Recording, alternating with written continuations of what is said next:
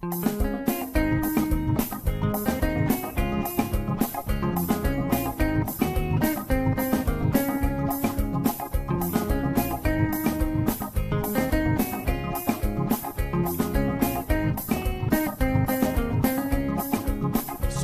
all the time is here with the cold hard truth. She's the ears and the eyes for me and you. Every day, everyone want to hear from Sandra. And every time on the air, she's getting better. So tell your sister, tell your brother, tell your mama, call Sandra in the morning and in the evening. They always calling Sandra. And when they start fighting, they calling Sandra.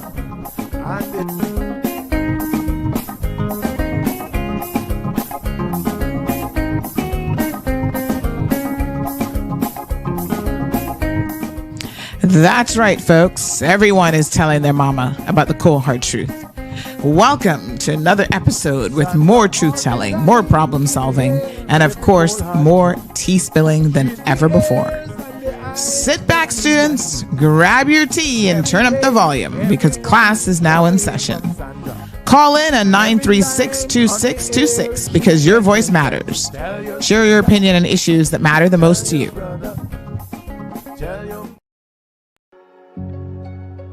For the past 58 years, CUC has strived to be more than just an electricity provider. We have sought to be a foundational company. We give back to our community, and with the hard work and dedication of our employees, we have built and maintained one of the safest and most reliable electricity grids in the region. As we all look to the future, we at CUC want the Grand Cayman community to have confidence that our commitment to you will continue.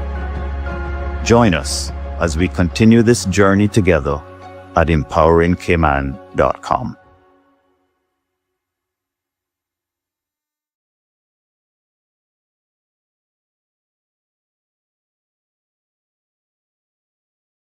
Great news, Cayman! Tim Hortons is finally open and ready to serve you. Start your day right with our delicious all-day breakfast or grab a box of our famous Timbits and a dozen donuts for a sweet treat. Need a quick pick-me-up? Swing by our drive-thru for your favorite espresso drink anytime.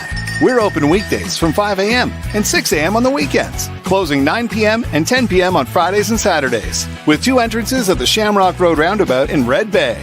It's time for Tim's.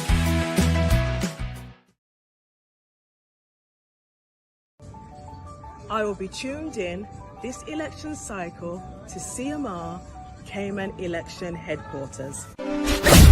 Cayman, get prepared for election 2025. CMR, your election headquarters, is ready to keep you informed with candidate features, debates, analysis, interviews, and honing in on the issues that matter the most. Don't miss a beat. Keep it locked to Cayman Marl Road for your complete election coverage.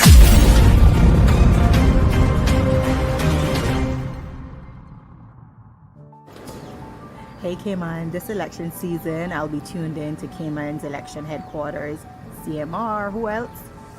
So let's get informed and let's vote smart. Bye!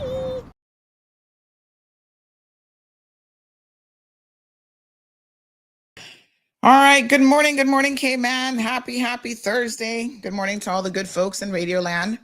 Just in case you haven't got the memo, it's now Bobo 103.1. So if you're still listening on 89.1, go ahead and make that shift over because at some point you're not going to get anything on 89.1. So go ahead and shift it over now.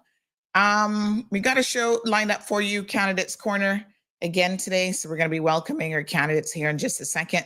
But before we get to that, there's something quite serious that I do want to talk about. Oh my gosh. Do you ever get tired of me having serious conversations? I know I get tired of it. I would love to one day not have to address people who are haters, bigots, and misogynists and all these other things, right? It would be so incredibly wonderful. But I live in the real world, and unfortunately, In my lifetime, I have seen hate come in all shapes, sizes, colors, forms, and the rest. And so I'm all too cognizant of when I see it, what it looks like. And so I'm going to talk about that here today because there is something disturbing that has been happening on the social media platforms. And you know me, I believe in just addressing these things head on. So give me one quick second. I am just sending out all of our live links to everyone this morning. Good morning to Facebook fans. Good morning to everyone on Instagram. And of course, good morning to everyone on YouTube as well this morning. So give me a quick second. I'm just going to send this out to our good folks, and then we're going to start talking about what's happening here. All right. Big shout out to our communities: Windsor Park, Washington Boulevard. We've got Caymanians in Florida. Those are some of the WhatsApp groups, and we also have a number of people. We've got West Bay Central. All over. So good morning to every single one of you. So good to have you here every single morning with us. So give me one quick second and we're going to go ahead and get started. Crichton Properties is one of Cayman's most trusted real estate companies for over 50 years. We offer a diverse selection of property listings and help our clients navigate the world of buying or selling their properties with confidence. Crichton is a name you can trust with our excellent customer service and family-friendly touch. Contact us today to list your home, land, or condo for sale by calling 949-5250 or email info@crichtonproperties.com. Crichton Properties, a trusted Cereba member.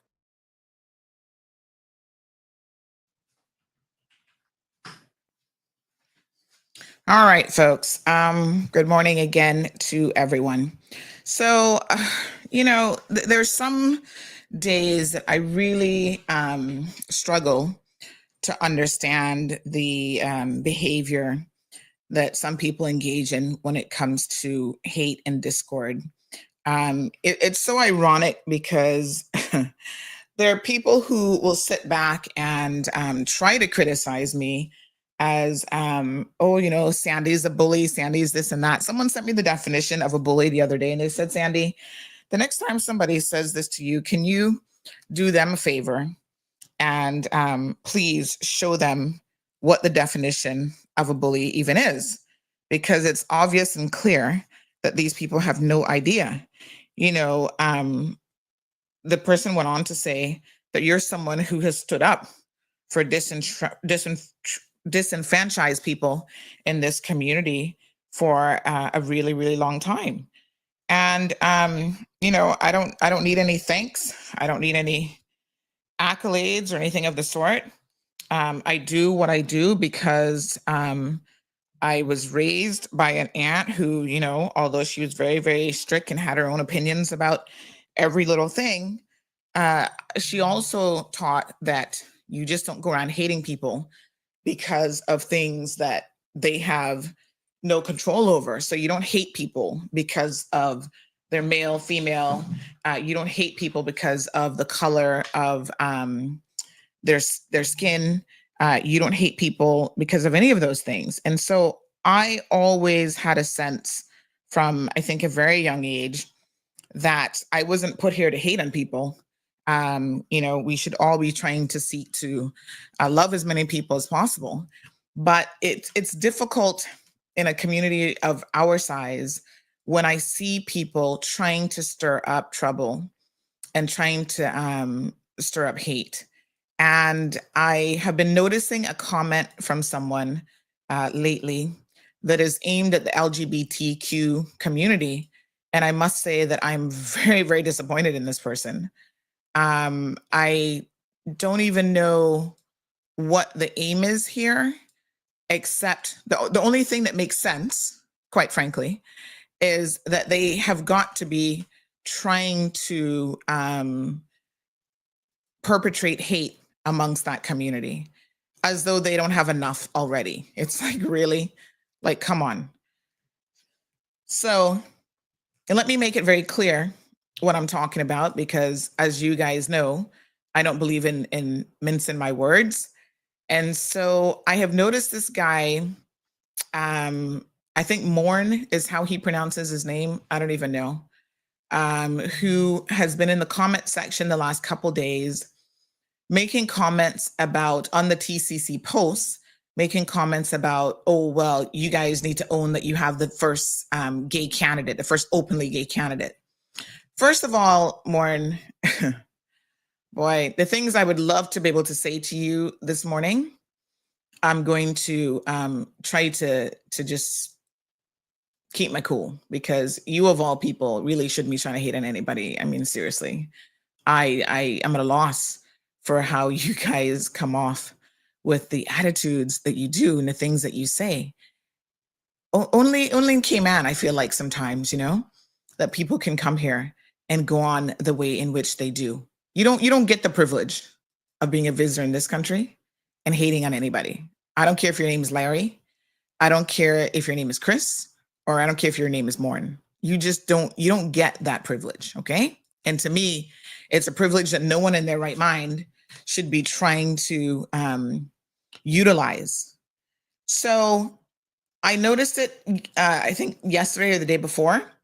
Every time a TCC post goes up, he makes this comment and he tags Wayne Panton in it. I doubt Wayne Panton has been paying him any mind.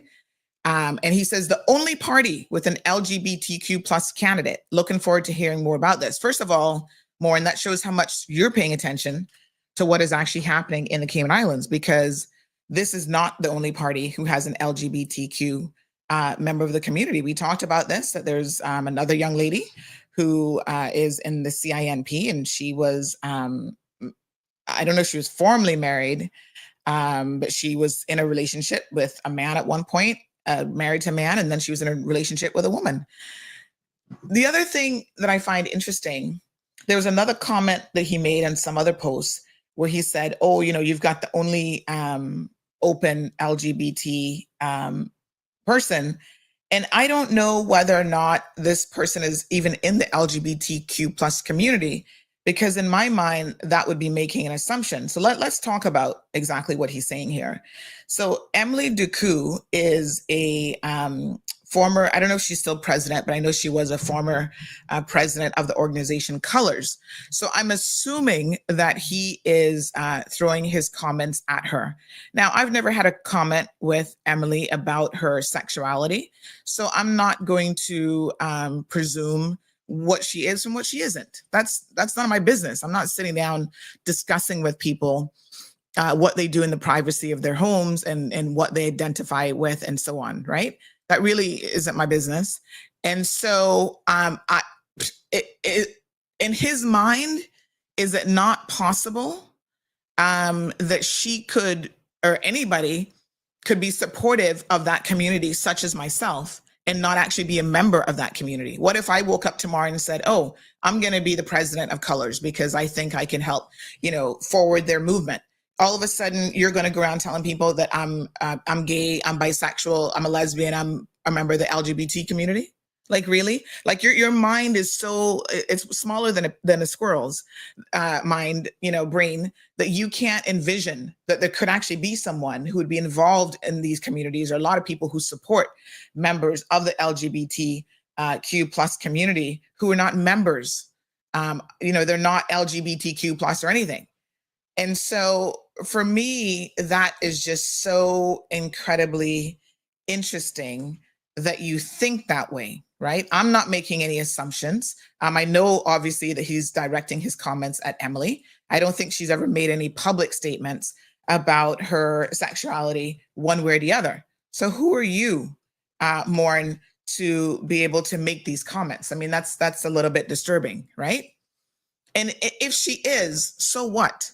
What is the hyper focus on this situation?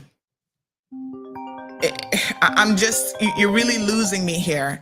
And the fact that you're doing it in the middle of a campaign and on the party's campaign post really, really says a lot about who you are. And factually, you've actually got it wrong as well. Good morning, caller. Good morning, Sandra. This is Siobhan. How are you? Morning, Siobhan. Not bad. How you doing?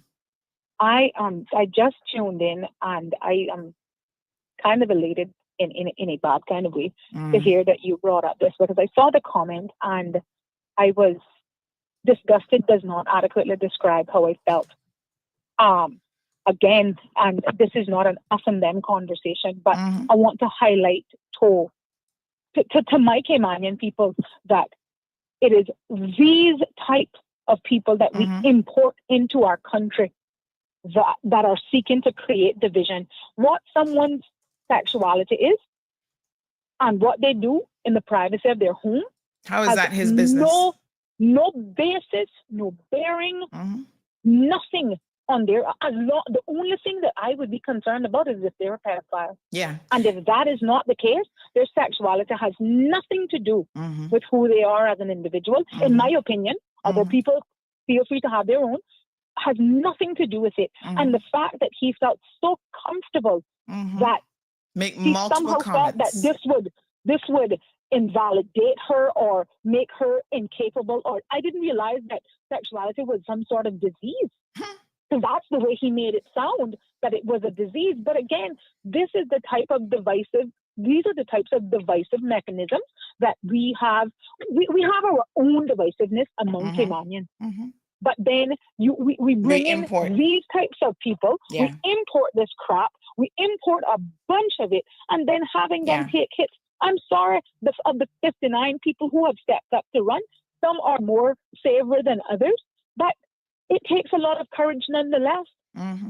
It takes a lot of courage nonetheless. And to see that Morning Boats, who, he don't want me to get started on him today. Try, please. Has done nothing. He thinks that he saved Cayman from what? What? Yeah. Out there throwing around, suing anybody that he can sue. Right. We can get to that.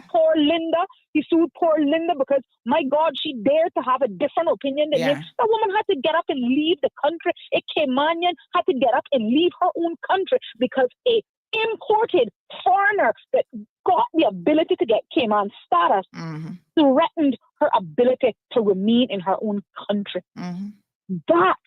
That's what we need to talk about. That's what we need to address. This is not us and them, at least not for me. But they keep perpetuating this idea that Caymanians are xenophobic. I'm not xenophobic. I'm pro-Caymanian. If that makes me xenophobic to somebody else, I guess then I'll have to wear that crown. But it is people like him and the likes of him that just absolutely rips at the core of the social fabric of this country, completely decimating people, her sexuality or anybody's. I didn't hear her. I don't think that I've heard anybody allude to that or anybody else's sexuality as a mechanism or a qualifying criteria or a disqualifying criteria. You know, what does that have to do with anything? He is disgusting and despicable. And I just want to tell Emily, girl, let that roll off your back. He is nothing and no one. He is nothing and no one. He left where he came from to come where you are in your country and want to somehow try to insult or intimidate you. Girl, don't worry about him. I'll leave you guys there. Thank you, my dear. I mean, it is shocking because he is an individual, as Siobhan rightfully said, who has sued multiple people for defamation. And he goes on to talk about some stuff here that, you know, he made some comment that the Alex Panton Foundation sponsored the first gay pride event and that Wayne Panton was involved in that. So you see, when someone makes a comment like that, especially when they are likely to sue people, as he has multiple people, he's also threatened, he sued Linda, and he also threatened little young Aquina, a young Caymanian who was speaking up about the environment. Because remember now, Morn is the developer. He fancies himself to be a developer of this Boggy Sands development. So anyone who spoke out about that, he was in the comment section waiting for them to say something that he could run and try to sue people about. So you would think that he would get his facts straight when he make a statement. Such as the fact that, they have, this foundation has actually sponsored an event, which they never sponsored. So, and that Wayne was walking in the event on behalf of the foundation which again, wasn't true. And that Mr. Wayne Panton has worked hard for this. Like these type of comments, I mean, it's shocking that this guy has this kind of time on his hands. Dude, shouldn't you be out there trying to sell some condos, trying to get people to buy some property so that you can keep your wannabe millionaire status? Because I have to wonder, on your application form for Boggy Sands, do you have the question whether someone is openly gay or whether someone is in the LGBTQ plus community? That's the question that I have for you. Do you care who you're actually selling to? Let's get down to it, because for people like yourself, dollars and cents is all that you care about. So if all you care about is dollars and cents, all the posts that we have had about, everything from child molesters being in government. There are other people who are in government who are obviously bisexual, but, they're hiding out in the churches, singing in the church choirs, et cetera, et cetera. So why is this an issue for you? Why are you going around and thinking that this is the most important thing you have to criticize Wayne Panton about? My God, if that's all you guys have on this man, that he believes in inclusion and doesn't believe in separation. At the time that he was premier and they had the very first, parade, he decided to support the parade. So what? That's it? That's as good as you can come? Then I think you got some serious problems. I mean, let's just be honest here. So to fact check him, we do have Nale joining us this morning, because he made a comment where he said that the foundation sponsored that event. And I know for a fact that they didn't, because I was involved with Nale to some extent on the media side of trying to promote the first Pride event here in Cayman. And I was out there live streaming it. And I want to make it very, very clear. I don't mince my words, Let's understand this. I am a supporter of anyone, whether they are heterosexual, homosexual, bisexual, they're unsure, they don't know. Those are not the things that I care about when I look at people. I look at people and determine whether they're good people based on how they treat other people and the things that they do to help others. Their sexuality for me is neither here nor there, but I have been very vocal in this community, supporting members of what I feel, quite honestly, is a disenfranchised community that gets a lot of hate. And there are times when they are even attacked and assaulted in this country for absolutely no legitimate reason. And so as someone who has a voice, I choose to use part of my voice to include them and to be inclusive. And to say that, the hate that whether you're Caymanian, expat, I don't care where you come from, that some of you have in your heart against these people is absolutely wrong. Just a couple days ago, not days now, but a couple weeks ago, we saw that gentleman in town recording the members of the LGBTQ plus community that were here on a cruise ship and cursing at them, threatening them, hating them. That is not who we are, and that's not what we're about. So whether the hate is overt like that, or whether it's subtle based on what Morn is saying in these comments and why he keeps bringing it up, I think that he is a really disgusting person for that. Good morning, Nale. First of all, let me say that I love your little thing that you have behind you and the sofa looks like. What is that? I'm a little lion. You're a lion, yes. we might need that here today, child. But let's get to the facts of it first and foremost, right? Yeah. So, did the Alex Panton Foundation sponsor your first Pride walk event? I just want to make this clear, Sandy, that the Albert Panton Foundation did not sponsor the first Pride in the Cayman Islands. Mm-hmm. We have done stuff with them in the past, but it has nothing to do with Pride. And I don't know why this gentleman would come out and put such hateful lies out there. I don't know why everybody seems to be attacking the foundation. For this foundation has done a lot of good. And for him to come out and say this, not having the facts, being someone that loves to sue people for defamation and slander, I wish the foundation, Alex Panton Foundation, would go after him for this, because this is something he should have never said in the first place. And Mr. Panton needs to address this. Yeah, so he's talking about, they proudly display it on their social media. So just because they display pride events, and I wonder if Morn actually has thought about this, but he needs to consider the fact that a lot of our young children are suffering from mental health issues because they are struggling with their identity. That is, in fact, I would venture to say one of the reasons why so many of them are depressed and have mental health issues, because they feel like they can't talk to anyone about this, that they live in a community that still is not going to be accepting of who they are. So, it's just very, very sad and egregious that there are people like him, a business person in this community, here to make his bag of money, has the audacity to sit down and actually talk about and make these comments. Then he has the nerve to ask me, why am I being so defensive? I'm being defensive because, number one, you don't have your facts straight. You've said that they actually sponsored the event when they didn't. Mr. Wayne Panton was not there in any capacity related to the foundation, as Mr. Panton said several days ago. And I guess, again, Morn has selective memory. Mr. Panton said that way back in 2021, he stepped back from the foundation. He resigned as a director of the foundation because he could see how ignorant people like Morn, would be minded to try to politicize the foundation, which has nothing to do with politics or anything of the sort. So he wasn't there in that capacity. He was there as the leader of this country, as the premier, and he should, any premier, I don't care who, even if Juliana O'Connor Conley was premier, she should have been there instead of spewing the hate out in the community that she normally does against these people as well. She should have been there, and supporting this community, because this is about inclusion. This is about, we're not here to hate on anyone. Good morning, caller. Good morning, Sandra. I'm calling you from overseas. I know I'm not really calling about the subject right now, but I'm listening to everything. And quickly, I just wanted to call and say thanks to the past government, Mr. Panton, and his team, especially Mr. Brittany Turner. I know how hard she fought for Anna's children, and she deserves all the praise this morning. And I just wanted to say thanks to everybody, every one of the members that came together and thought of this family.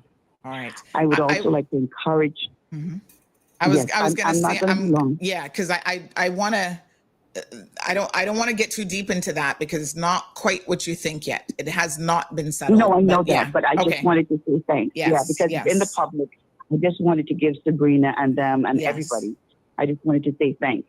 And she is coming on in a little bit, so I'm sure she's listening. Yeah, I wanted to thank them all. And I know how hard Sabrina worked on this, so I wanted to give her accolades, as well as everybody else that worked with it and everybody that has done work with it. But I also want to say thanks to Noreen for all she has done, because every morning she has to go to the same very place and think and go through emotionally and psychologically strain and stress, because she's working in the same place that her sister disappeared from. So I just wanted to give them all, thanks this morning, and ask this whole country, everybody's vying to come into government, to remember who Noreen is and what she's going through. She deserves a Deputy Governor's Award for the strength, for the resilience that she put through going to work every morning. She deserves to be given leave me any there, kind because of I don't award. want to get too off topic this morning, but thank you so much. Yeah.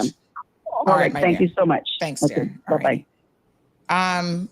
So yes, Nolly, it's so disappointing to see this man up in the comment section. Mirstar says that man is an internet troll. He's awful.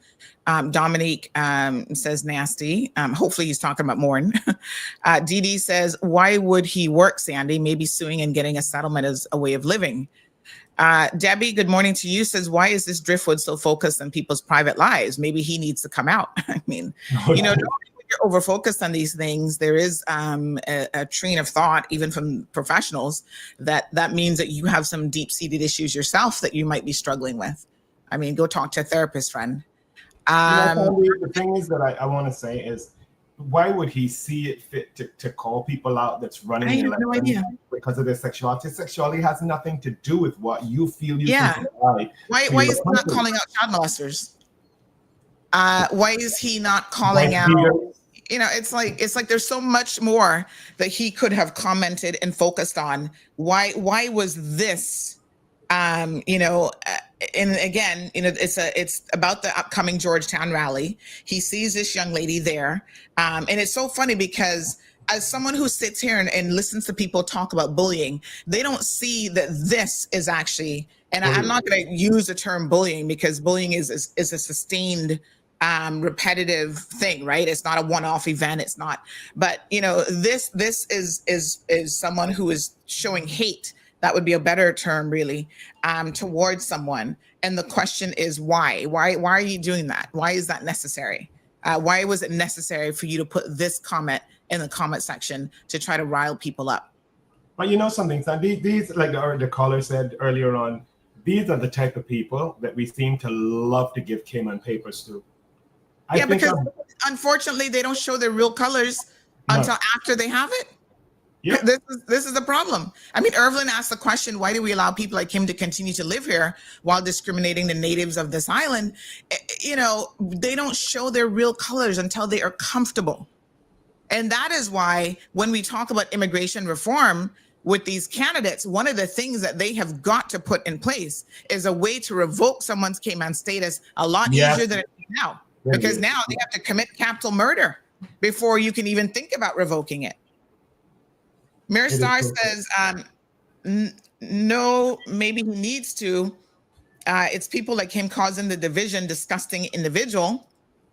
Sherry, good morning. She says, Sandra and Nolly, please speak the truth. Mirstar says, the almighty dollar selling their souls to the devil. Good morning, Gabby. Gabby says, it's also illegal for men to be making out in public. So again, Gabby, I don't know actually that is illegal, but let's make sure we're operating with facts. Someone gives another person a quick kiss. I see some of y'all going on worse than that at Carnival and involving children in it. And those of you in the community speak out and say nothing about that. So Miss Debbie says, Debbie Pennington Ebank says, Morn Boats. I think that's how he pronounces it. I don't even know. He's South African, I believe, by the way, someone said. The wolf in sheep's clothing, whom I've had many animated and heated conversations with on social media regarding barkers. And who is an online bully. Imported trash. West Bay has no land left as he's building unaffordable condos. That's not fit for young Caymanian's family budget. He's really special. Another one who should be locked up in the Guantanamo cage with the Alpers and Larry and Linda. Cut from the same cloth. I could continue. I even told I would pursue legal action and then unfortunately got cut off. Morning, Miss Iva. Morning, Hermes. Robert is here. He says it's getting hot in here. These people are just absolutely ridiculous. He said, Jasan says the call is coming from in the house, Morn. Those strong feelings you have might just be your sexual attraction to the same sex. I mean, you know, I don't know, but let's cool your jets there. Marshall says, why is someone like Morn so up in the LGBTQ community? Is he jealous because he was not invited to participate in the parade to prance up in his colors? Jasara says, y'all could never pay me to hate anyone from TCCP, you know, because people stand for inclusion. And yes, Mr. Weinton has been out there. He supported the community in some subsections of Cayman. This is not a popular thing to do. But what I can also tell you is that there are a lot of supporters, folks, who are members of this community. There are family members who, you know, grew up traditional Christians, and then they have a daughter or a son who's a member of that community. And they themselves have had to come with terms with, you know what, I don't care what church people are saying, this is my child, and I'm going to love and support my child no matter what. And I think the more that you learn about members of the LGBTQ plus community, you realize that they're just like anybody else. There's good and bad. There are brilliant people in the community. There are fun-loving people in the community. They're just like anybody else. So I'm not here to judge them on one singular thing in their lives, right? Nobody died and appointed me God as far as that goes. Oh, look, he's in the comment section saying it's his turn, it seems. Yes, it's your turn, because Maureen, I don't know you personally, but I think you're being prejudiced and you're being extremely ignorant. And I don't know why you're hyper-focused on making this particular comment multiple times over multiple posts. Explain to us, why do you care? Why do you care who is running that's a member of the LGBT community? And you've also gotten your facts wrong. That's the part that is concerning. So what if Mr. Panton slaps you with a lawsuit, or the Panton Foundation decided to slap you with a lawsuit because Noel, who organized the first Pride walk, has just confirmed that they did not sponsor the event, nor did Mr. Panton sponsor the event, just like you said. He was just there as premier of the country, walking as any government leader should. Shioma says he's actually from Namibia. His status should be taken away. He's always suing people, old slave master. Morning, Luis. Leroy, good morning. He says he needs some popcorn this morning. El Rey says immigration reform is definitely needed to deal with these offensive PR people. Not even PR anymore, honey child, because at this stage, he is actually, I'm sure he actually has status now, El Rey. What a mess. Shioma says our government sells status to any rat, bat, or cat with the almighty dollar. Good morning, Sue says he's another one of the rich privilege who thinks he can say whatever he wants. Just awful. As I often say in this program, you're entitled to your own opinions, but you're not entitled to your own facts. And if you get it factually wrong, as Morn knows himself, as someone who sued Linda for social media comments, Morn, come on now. Surely you know you could be sued for this. So yes, it's your turn. And what you should be doing this morning, if you had any decency about you, is you should be calling into the show and you should be apologizing.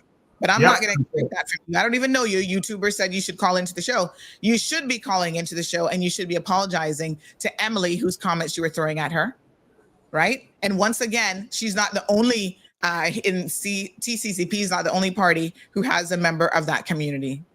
So check your facts and check yourself. Jim wants to know what are his issues. Only God knows. And Raymond says 9:30, Bobo. Wait right there. Oh God. Oh, Jesus. I gotta cook today, folks. We're in the kitchen today because unlike Morn, we're giving back to our community, and we have our senior luncheon that is actually scheduled for today. So big shout out to Miss Stacy. She was prepping the salad, and we're doing what are we doing again? We're doing pasta and chicken, creamy pasta chicken, and we're doing a fish rundown, coconut dinner, lunch for lunch as well, and all the sides. And I stayed up last night and made my special Caymanian dish to make sure that these seniors have a good time. A few more comments coming in that we're going to read, and then we know that we actually have TCCP members who are patiently waiting for their chance to come on. So we're going to go ahead and take them. So give me one quick second. Someone says he's a dumb bigot. Another one says the blinkety blink driftwood riffraff needs to put on a slow leaking, be put on a slow leaking boat to go back to where he's come from. Oh, Lord Jesus. All right, hold on one second. We're gonna grab a few of the comments here to put on screen. Thank you very much. We're coming. One person says, good morning. What do you expect from a South African still on apartheid? What a mess. Tell him to be a Larry and come and open my door, says this person. Another person said they're stupid everywhere. And you know, as I think about all the issues that are facing this country, I'm supposing that Morn, can somebody check the voters list to see if he's actually registered to vote? since he's all up in the political commentary, has he bothered to register to vote? Because what I think is so interesting, of all the issues facing us, including affordable housing, Maureen, since you're a big time developer, why didn't you lend your discussion and your expertise to that topic instead of worrying about the LGBTQ community?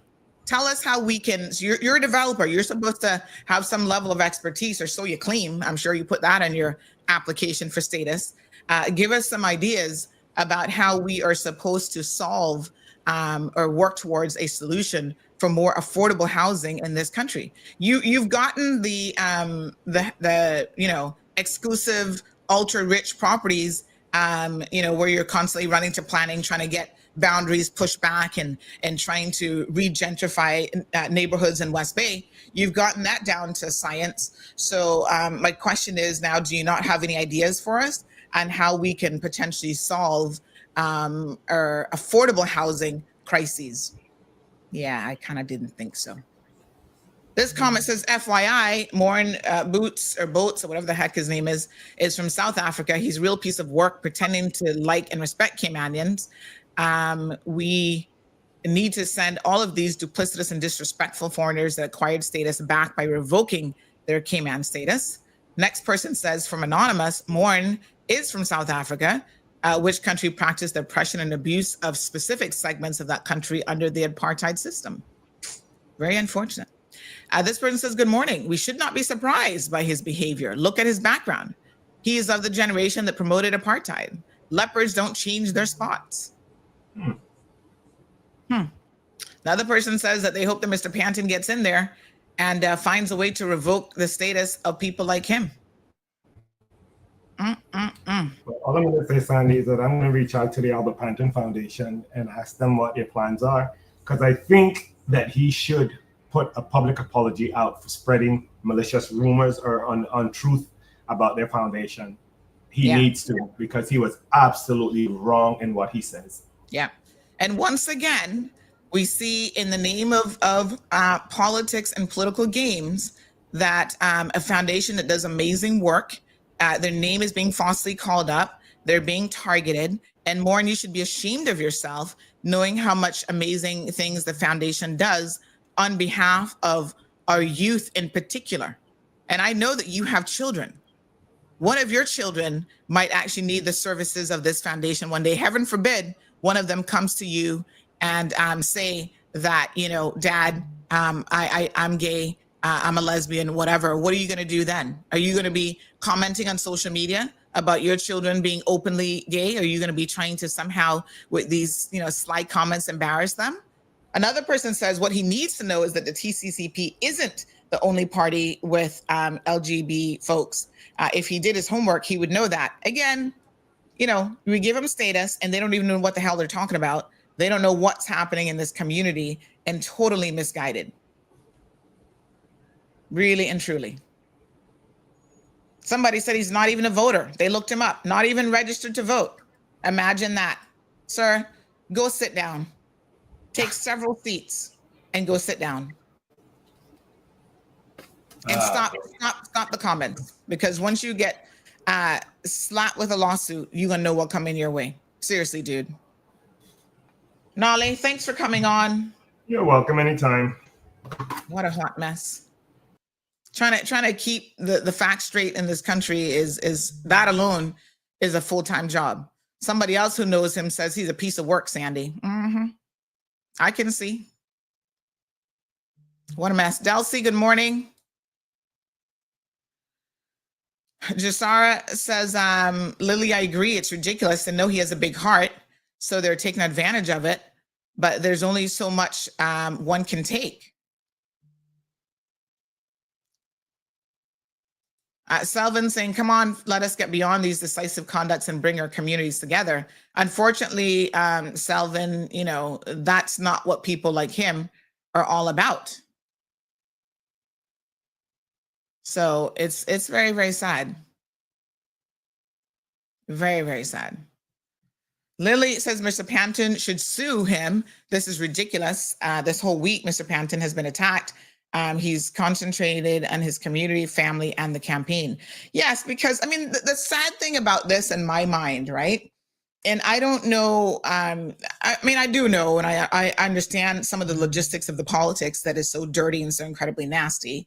There are people, I think, who are afraid, once again, that Mr. Panton is going to win his seat with a resounding, significant numbers. They're vying for votes for their own parties. They've got these people who are playing double agents. Some of these so-called independent candidates, like Raul himself. Ask Raul who is he's actually aligned with, who all of a sudden has been helping him find money for his campaign. These people are not as independent as you think. I would rather people just come out and be honest about where they're aligned and who they're talking to. But of course, they're not going to do that. Those issues lead to people trying to attack other people. I was hearing someone came to me yesterday and said, Sandy, CINP now is going around telling people that Ozzy had something to do with the story on Heyman. And I was like, I've talked about that already. Ozzy and I have I didn't have a conversation before the article went up. I didn't have a conversation with Ozzy after the article come up. I don't think Ozzy is focused on Heyman at all. Ozzy is focused on his meetings. He looked like he's having one every other day in various communities. I got his flyer on my door yesterday. I meant to tell him thanks for that. These guys are out there working hard, and there are other people who are focused on spreading misinformation, trying to find a reason why, don't support this candidate because they were behind that story. And I'm going to make it clear again. No member of the TCCP reached out to me with that story. The person who did, I don't even know who that person is.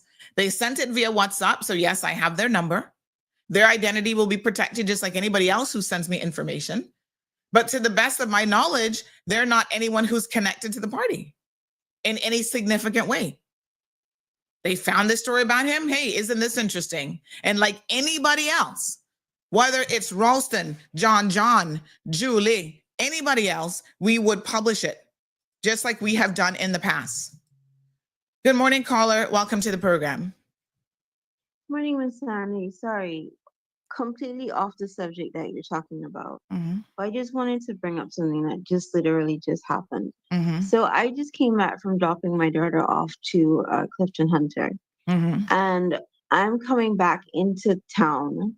And on the opposite side, as I'm going into Breakers, there is a pedestrian that's on the ground and people are tending to him. So it seems as a dump truck drove by and clipped the cyclist. Oh my God. He was driven down and he literally said he did not hit the cyclist. Oh my God. So he kept driving? These trucks come out. He went right back into the Springs, Charlton Springs Quarry. I drove behind, got the name and every information, but a dump truck clipping a person less than 160 pounds on a bicycle. Like, these people don't care anymore. Wow. I mean, my God, pull over. Road like it's a spider road. And he said he didn't stop. You had to drive him down. He said, oh no, it wasn't me. I didn't have anything to do with it. Oh my God. Well, hopefully the police are on their way. Are on the scene. Oh, good. Well, no, I left the police on the scene, but I'm just saying he just drove off like the person's life meant nothing. Oh my God. Priceless. Wow. These days. I don't know what we're gonna do about these dump trucks, but they're just getting out of hand. Thank you, caller. My goodness. You're welcome. Unbelievable. And some of you who own companies, let me say this, not that you have to buy a dash cam from me, but those of you who own company trucks, every single one of you should have a dash cam in your company truck, because your workers are out there doing the most. Some of them are talking on their phones. They're recklessly driving. They're all over the place. And you guys have no idea because, they're hitting people and then they want to claim that they're not at fault. Government vehicles should all have dash cams, including the ones that these MPs are driving around in. Them too, right? Let's be real here. My God. Jim says, what has he done for Cayman and the Cayman community? Johan says we need real immigration reform as a priority in this country. It's too easy to get a work permit, PR, access via the global entry program that needs to be shut down now. I thought it was. Status, LCCLs, having money isn't enough. being a good person, showing respect and integrating with the people and culture they found here is more important than financial status. Debbie says he's commented in the past that he's protecting the environment for his Caymanian children. Cry me a river. We had no land left because of Morin boats and his likes for generational Caymanian children. Call CMR today, Morin. I'm ready for you. Good morning, caller. Morning. Morning, I dear. think his name is pronounced Morney. Is it Morney? Morney. I think so. Ask me if I care. Also, I wanted to confirm that the global entry program is finished now. I think it's been finished for a while. Yeah, in 2022, I think that ended. Yeah, that's right. I remember us Thankfully. posting about that. Yep. Thank you so much. All right. Mirstar says CINP only going on because they see TCCP as a threat. I mean, I don't really know why, because let's be honest, CINP might get 3 seats if they're lucky. So, how is that a threat? I mean, come on now, folks. Let's get it together. Don't get in your feelings. The people will have their say on April the 30th, whether you like it or not. I had a discussion with one of their leaders arguing about, their candidate in Central is going to win. I said, well, honey child, you must know something that nobody else in Central knows. V, the money man, says we don't need woke agenda in the island. Look at America and Europe. I'm not sure. Okay. YouTuber says I'm Caymanian as well. Just be this vocal about the other things going on in Cayman. Way worse things to have such a strong opinion on. What a hot mess. Not says, looking at Morin Morney, whatever the heck he wants his name to be, he looks like an absolute dunce. Well, we don't have to call him names this morning. It's not 9:30 yet. You shouldn't be drinking. But let me just say that I don't know if he looks like a dunce, but he's certainly acting like a very undesirable person. El Rey says no one cares how his name is pronounced. Exactly. Let's move on, folks. Again, Morney, whatever, Mr. Status holder, talking about your Caymanian children. My God, please think about the fact that Emily is somebody's child as well. And you're trying to insult her. Wayne Panson is also somebody's child, but he's a big man. So you go up to Wayne and talk to him with your misinformation, and he might have to slap you upside your head with some legal papers. So come again. And thank you once again to that foundation and all other mental health professionals who support members of the LGBTQ community, especially those who are suffering from depression and other mental health issues, because they see comments like the ones from Morney, and then they feel that the entire world is against them. And I want to let you all know that that is not the case. You are supported and you are loved by a lot of people right here in this community. You should care about young people, Morney. This other person says, Morning, it's so sad that people who don't care about young people, who don't do anything for young people, are so quick to spread lies and misinformation about the Alex Panton Foundation just to go after Wayne Panton. And that, folks, is beyond sad. It's actually horrible. Absolutely horrible. You should do better. You should really, really do better. Here's another comment. Let me read this one. It seems lots of you have had experiences with Morney, and not a single person defending him this morning, saying that he's a real POS and a horrible little troll, horrible person. Wow. Who would have known? Who would have thunk it? Sometimes you really reveal who you are. This is so interesting this morning, the people who have had some interaction with him. Nobody's here defending this man. This person says he's a piece of work, Sandy. Ripped off old I don't know what, Caymanians, I think, maybe that's a typo, by going direct and buying their land really cheap. I know this because he chased a small piece of land that this person had East End and kept trying to buy it for $200. In the end, I had to tell the realtor to blinkety, blinkety, blink and stop contacting. He's awful. Well, not surprised. All right. Strong Will, you just woke up. Good morning to you, my dear. Jim says we don't have to call him names. That's right. We're going to be better than him. He's now given himself his own new name and shown his true character. Marshall says it's more like moron, not Morny. Who cares what his name is?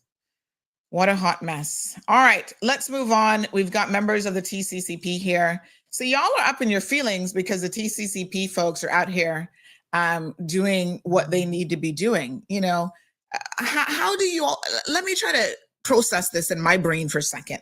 How do you all get upset with people who are organized?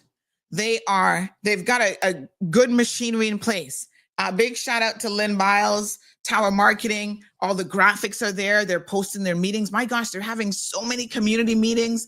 Ozzy was in Beach Bay earlier this week. Then he's going, hold on, let me pull up all the ones that I've gotten. He's coming to the 22nd. He's going to be down in Woodland Drive. I mean, they are out here organized, having meetings, getting stuff done. Today, Tuesday, he was Beach Bay. The Red Bay meeting, we'll be talking to Natasha. She had a meeting on the 15th. They have the Georgetown Candidates Rally coming up on the 25th. They're doing so many things, doing the door-to-door. I mean, just focus, laser focus. And you guys are all up in your feelings and you're upset because they're doing what they should be doing. I'm confused. I don't understand this. This doesn't make any sense to me. Kathy's got a yard meeting coming up there in Viewpoint Lean on the 22nd. This is what candidates should be doing.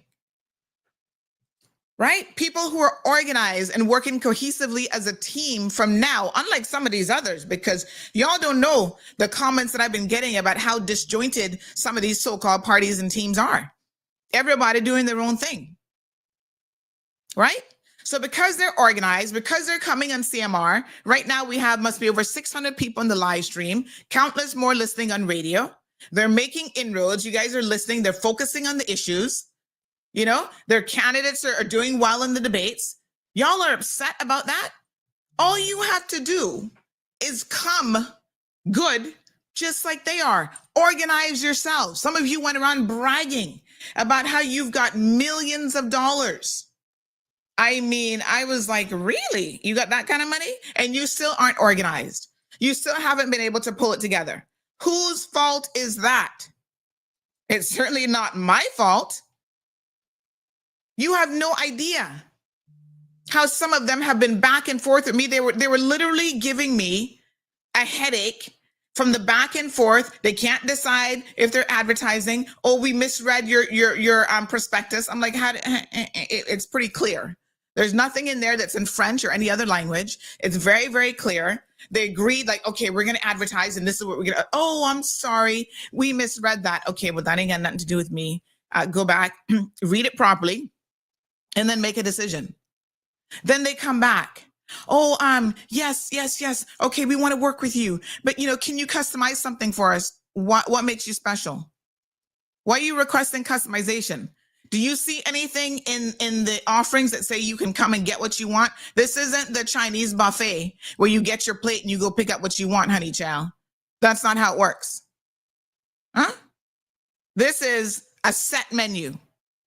Okay, you can bolt on certain things, but you can't just come and customize everything and then trying to lowball poor little auntie on her pricing. Well, yeah, we want to advertise, but we only have so much to spend with you. Well, then that's too bad for you. Auntie don't need money that badly. Sorry, but not sorry. They're not organized. So let me say this.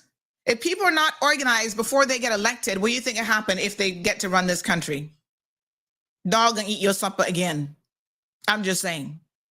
These are the things that you guys need to be contemplating and considering and looking at, not whether someone is gay or whether they're bisexual or whatever they're doing behind the sheets. That ain't none of your business. Focus on the qualities of their candidates, their track record.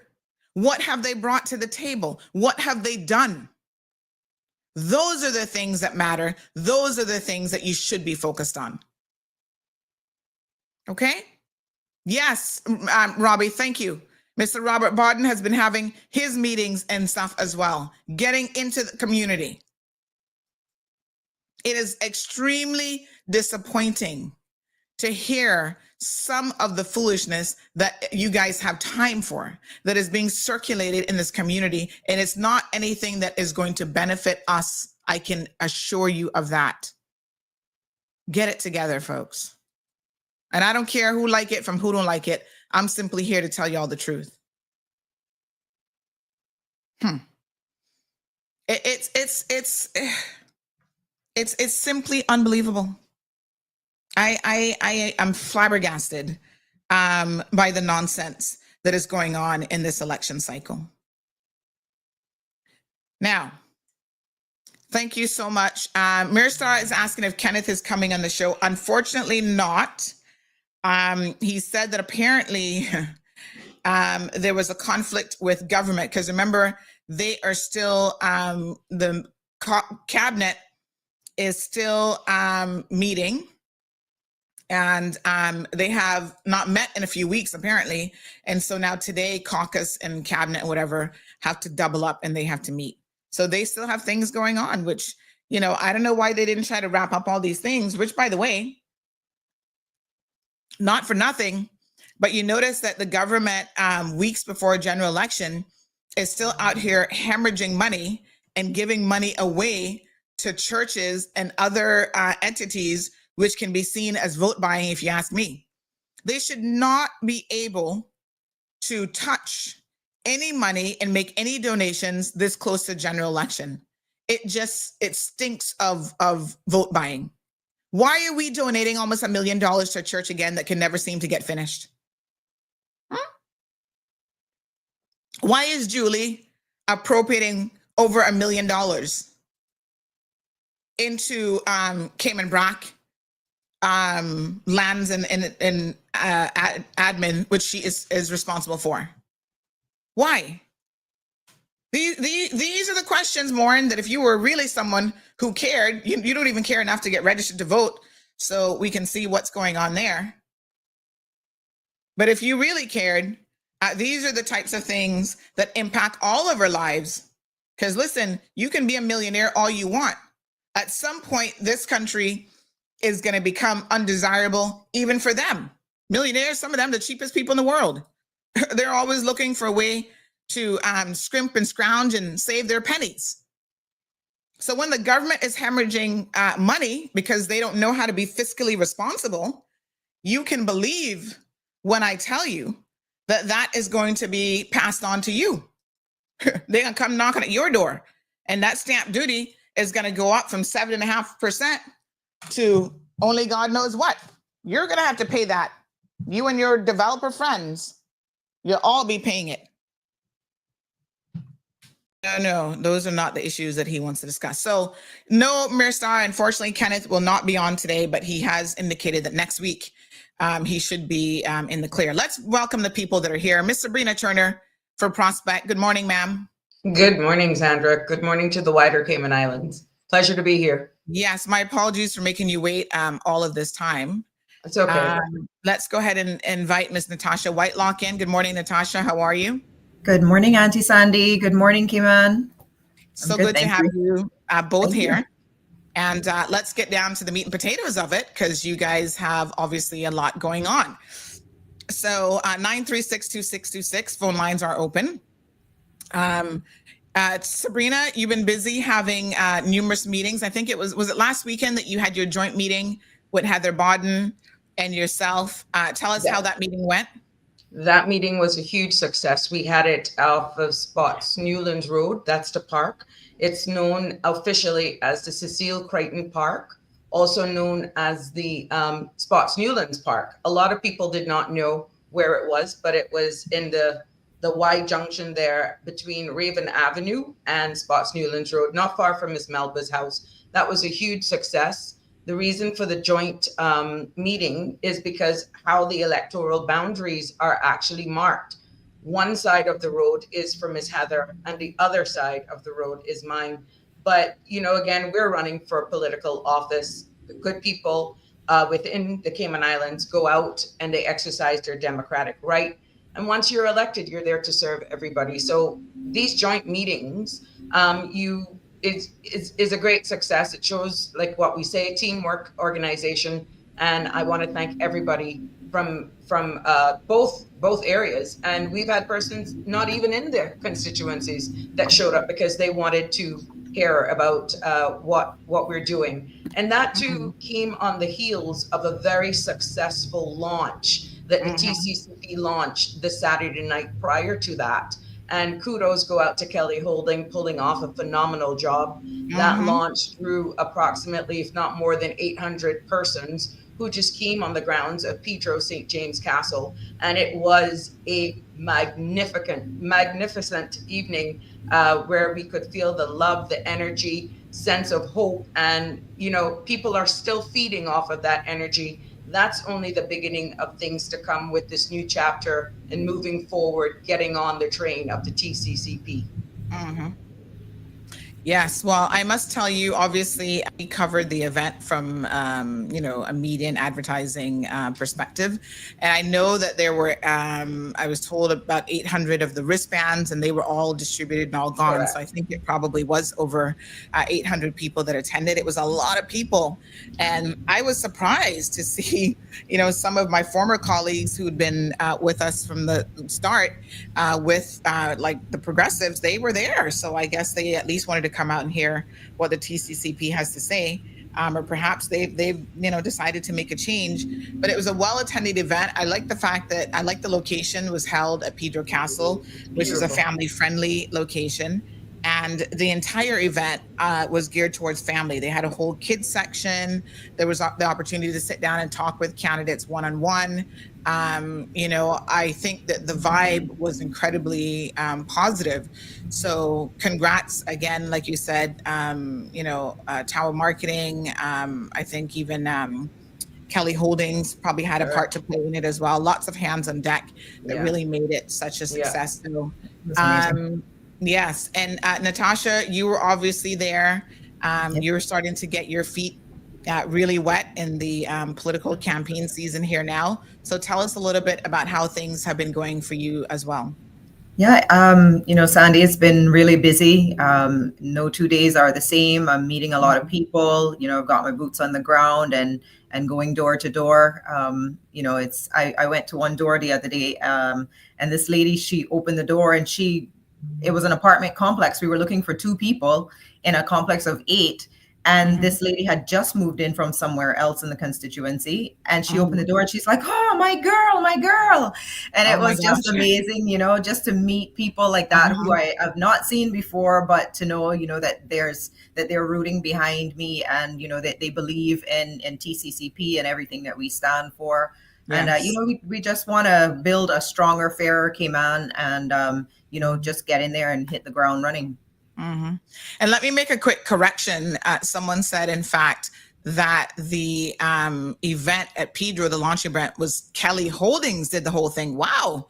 Go on through, Rhonda. Go on through, my girl. Yes, she's executing, and she will also be the magic dust behind our Tuesday upcoming meeting on March 25th at the top of Tropical Gardens, right there in between. We call it Roscoe Corner. Exactly. If you're really Caymanian, you will know what Roscoe Corner is. But that's between Rosedale and the official entrance to Tropical Gardens. Okay, and let me say that Aussie's event is this evening. That's tonight, March the 20th at 288 Woodland Drive at 7 p.m. So come on out and hear what Aussie has to say. So beautiful.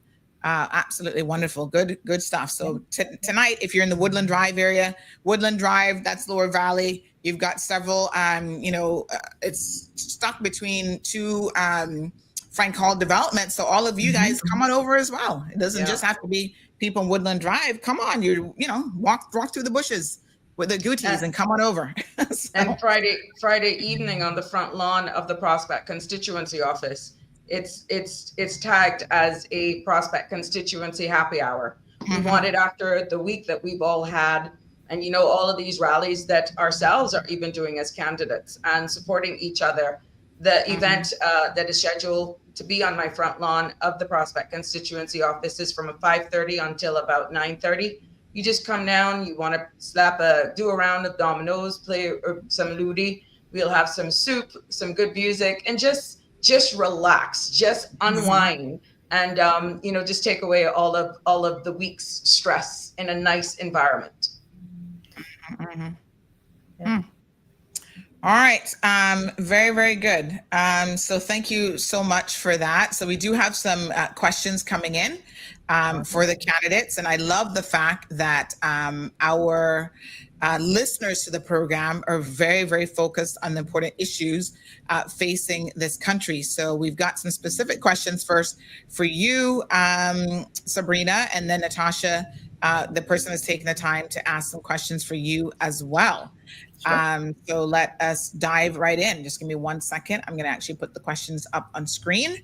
And listen, I love the CMR community, because I can tell you what, they're thinking straight and they're thinking about the issues that matter. And they're coming with some really, really good, fantastic and well-focused questions as well.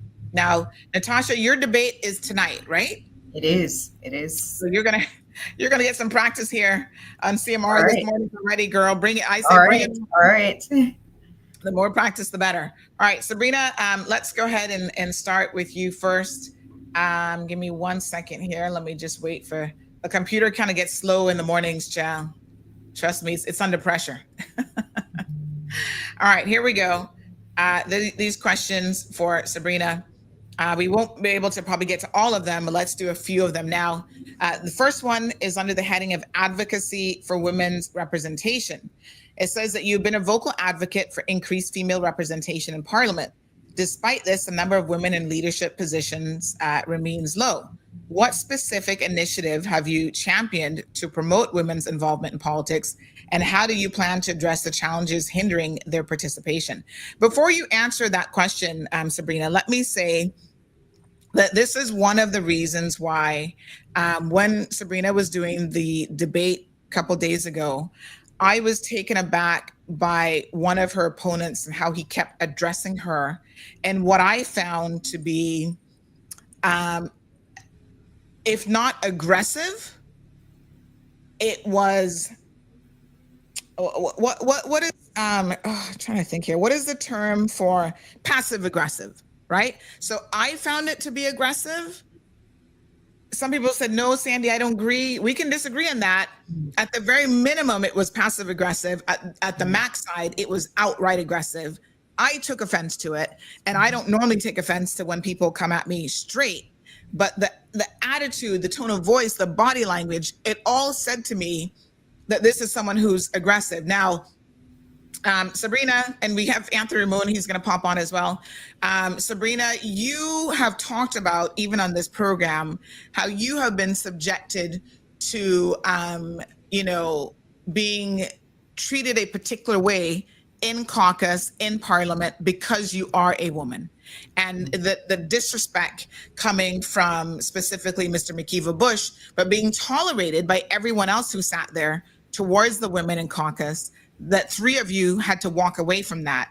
And so when people want to throw, comments at you about your critters and this and that, how many of them would sit down at work day in and day out and be bullied and be harassed just because they're a woman?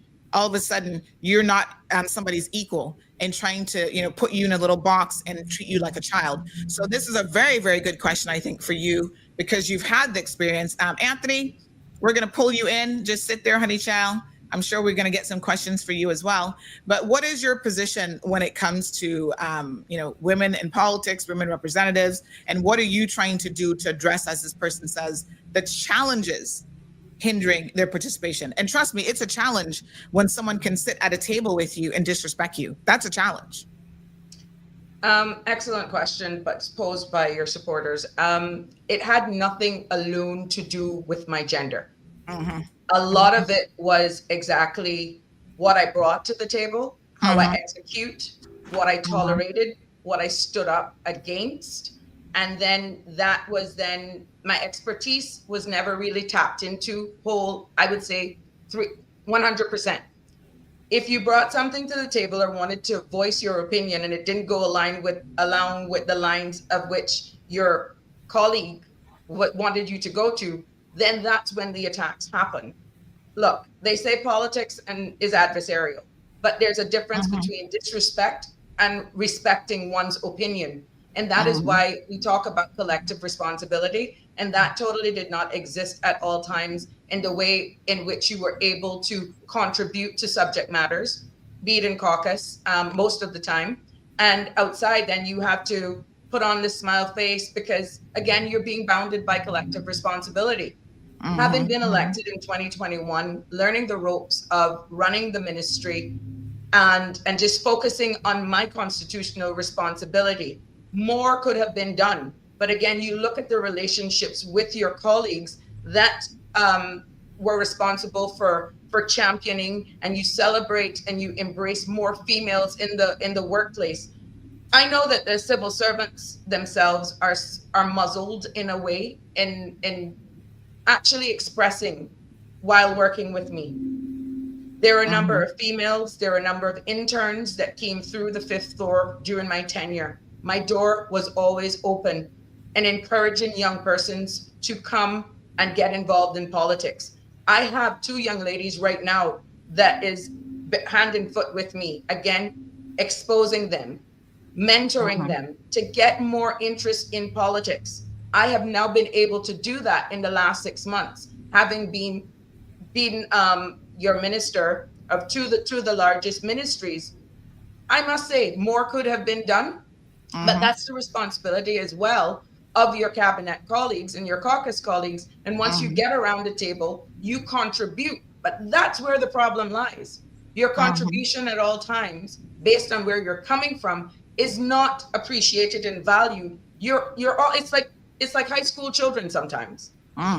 From the way you carry yourself, how you speak, and all of that, they will use that against you. And this is why building this relationship with my TCCP friends and family, this party is critical moving forward. Because if during this campaign time, you cannot sit down around a table and have informed discussions without going personal, without throwing slurs, without doing all of that, and know we're here for the common good, what do you think that's going to translate to? Should and if the people elect certain personalities again around a table that is tasked with the job of making decisions in the best interest of everyone in the Cayman Islands? Thank you so much for that response. And so I have some comments coming in I want to share. So Jasan, says that Michael was passionate, not aggressive at all. We're tired of the excuses of, oh, we need more research. So let me address that. And in fact, I'll let Sabrina address it because she was there. Sabrina, when you heard Michael, because somebody says you should have fact checked him more. And I think that unfortunately, the way the chamber debate is set up, you don't really get an opportunity for rebuttal. So you don't get to fact check him, but you can fact check him on this show, and we'll make sure it's heard wide and clear. So we'll give you that question here in just a second. But did you find that he was being aggressive? Yes, but that's how he's always been. I graduated along with Michael in class of 1990 from the Cayman Islands High School.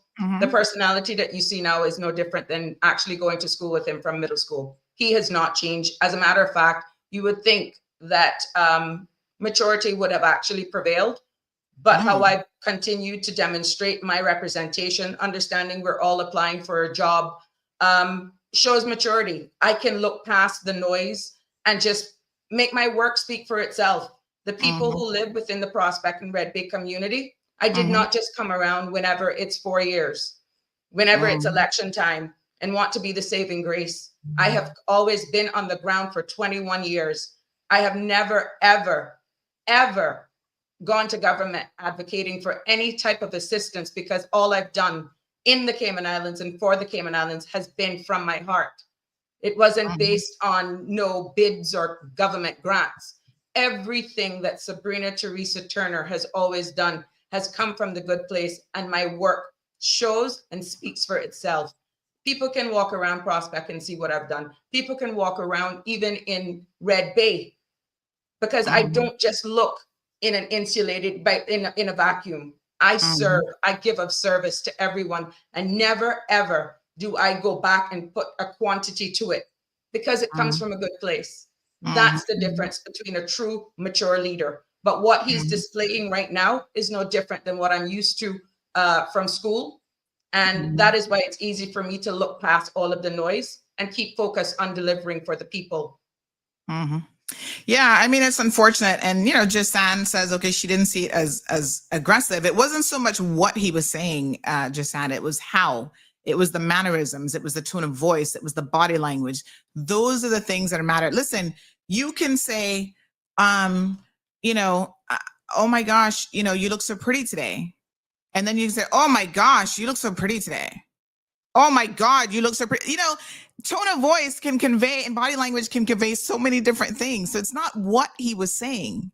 It was the delivery. The delivery was problematic for me personally. And I don't really have lovers and haters in this role. Sandra, you're in it. You just have to look past it. I don't get offended by much, and I'm not saying that I was offended, but other people who, and I'm not trying to pick on Michael, but I said to someone else, who there's a thing in the Black community, and we're well aware of it, sort of this Black angry man syndrome, right? And I was speaking to someone else who's a former political colleague of him, and they laughed and they said, Sandy, that's just his personality. He's not interested in changing. That's not going to change. And that's not going to work in this field, because that's not what we need in caucus. That's not what we need in cabinet. And definitely on the 5th floor that I worked with, that is something that we walked away from. Yes. That type of behavior will not go well in making the decisions for the people of the Cayman Islands. Yeah, someone's asking me to show a clip. I'll have to go back and pull them, because I didn't pull any from that particular one. But I will do that. So this person who's a civil servant, and civil servants, listen, you have a voice on this platform. Mr. Franz Matterson came on and he made some comments. He tried to, and I thank him for that, because he really made it very, very clear. But he put in context what you can and can't do. For the purposes of CMR, if you are a civil servant, you can send me messages. There's different messaging apps. We've got WhatsApp, we've got Signal. Listen to me. Send your messages through. Your voice matters, your question matters. So this is one from a high-ranking civil servant. Says, I agree, Sandy. Michael Miles' whole demeanor during the Prospect debate was very off-putting. I'm also curious why Sabrina did not fact-check him on a number of misstatements he made during the debate.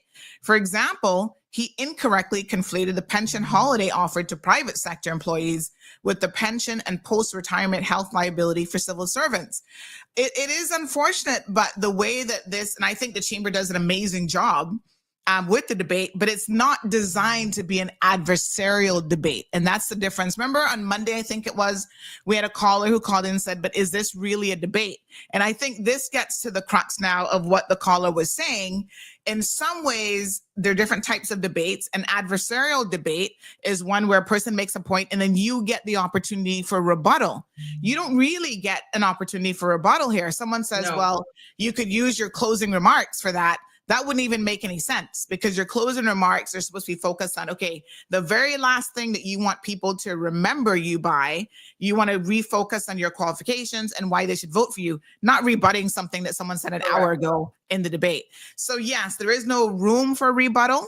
And I think that what happens, if someone goes first before you, they get to say something. If then you come after them, you can rebut, but it depends on the order, and they mix the order up every single question that they ask.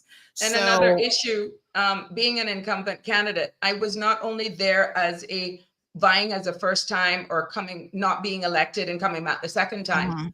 there was not sufficient room for an incumbent candidate to speak on the national responsibilities and accomplishments and the local responsibilities and the accomplishments locally. And we were all given the same time.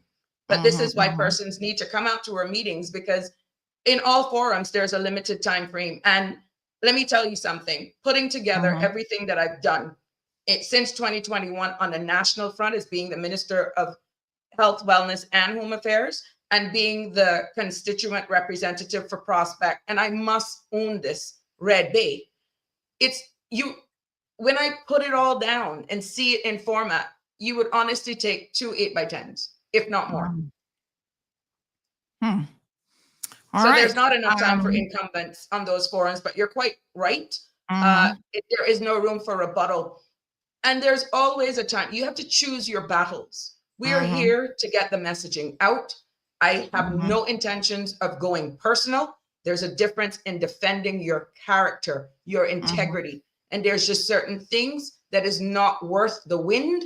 I would prefer to put that energy in telling people what I have done and what I will continue to do once they elect and when they elect me back to political office, along with the rest of my TCCP colleagues.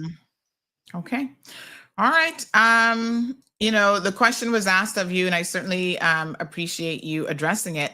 Now, one of the things that was said during the debate that I'm a bit curious about, there was a number of times when it was like, oh, we've got enough reports, we've got too many facts. I want you to address that specifically, because I know for a fact that your ministry found a lot of gaps and holes where there was not information. There was not any current data that you could be making decisions with. So talk about the fact that government has wasted money in reports. We don't need any more reports. We don't need any more facts, because that was hit time and time again. Right. Let me just do a lesson 411, and to my other colleagues who are waiting. People need to be educated about the whole process. When you get elected to office, and if you so choose to serve as a cabinet minister, which is at the pleasure of the premier, you get your ministry.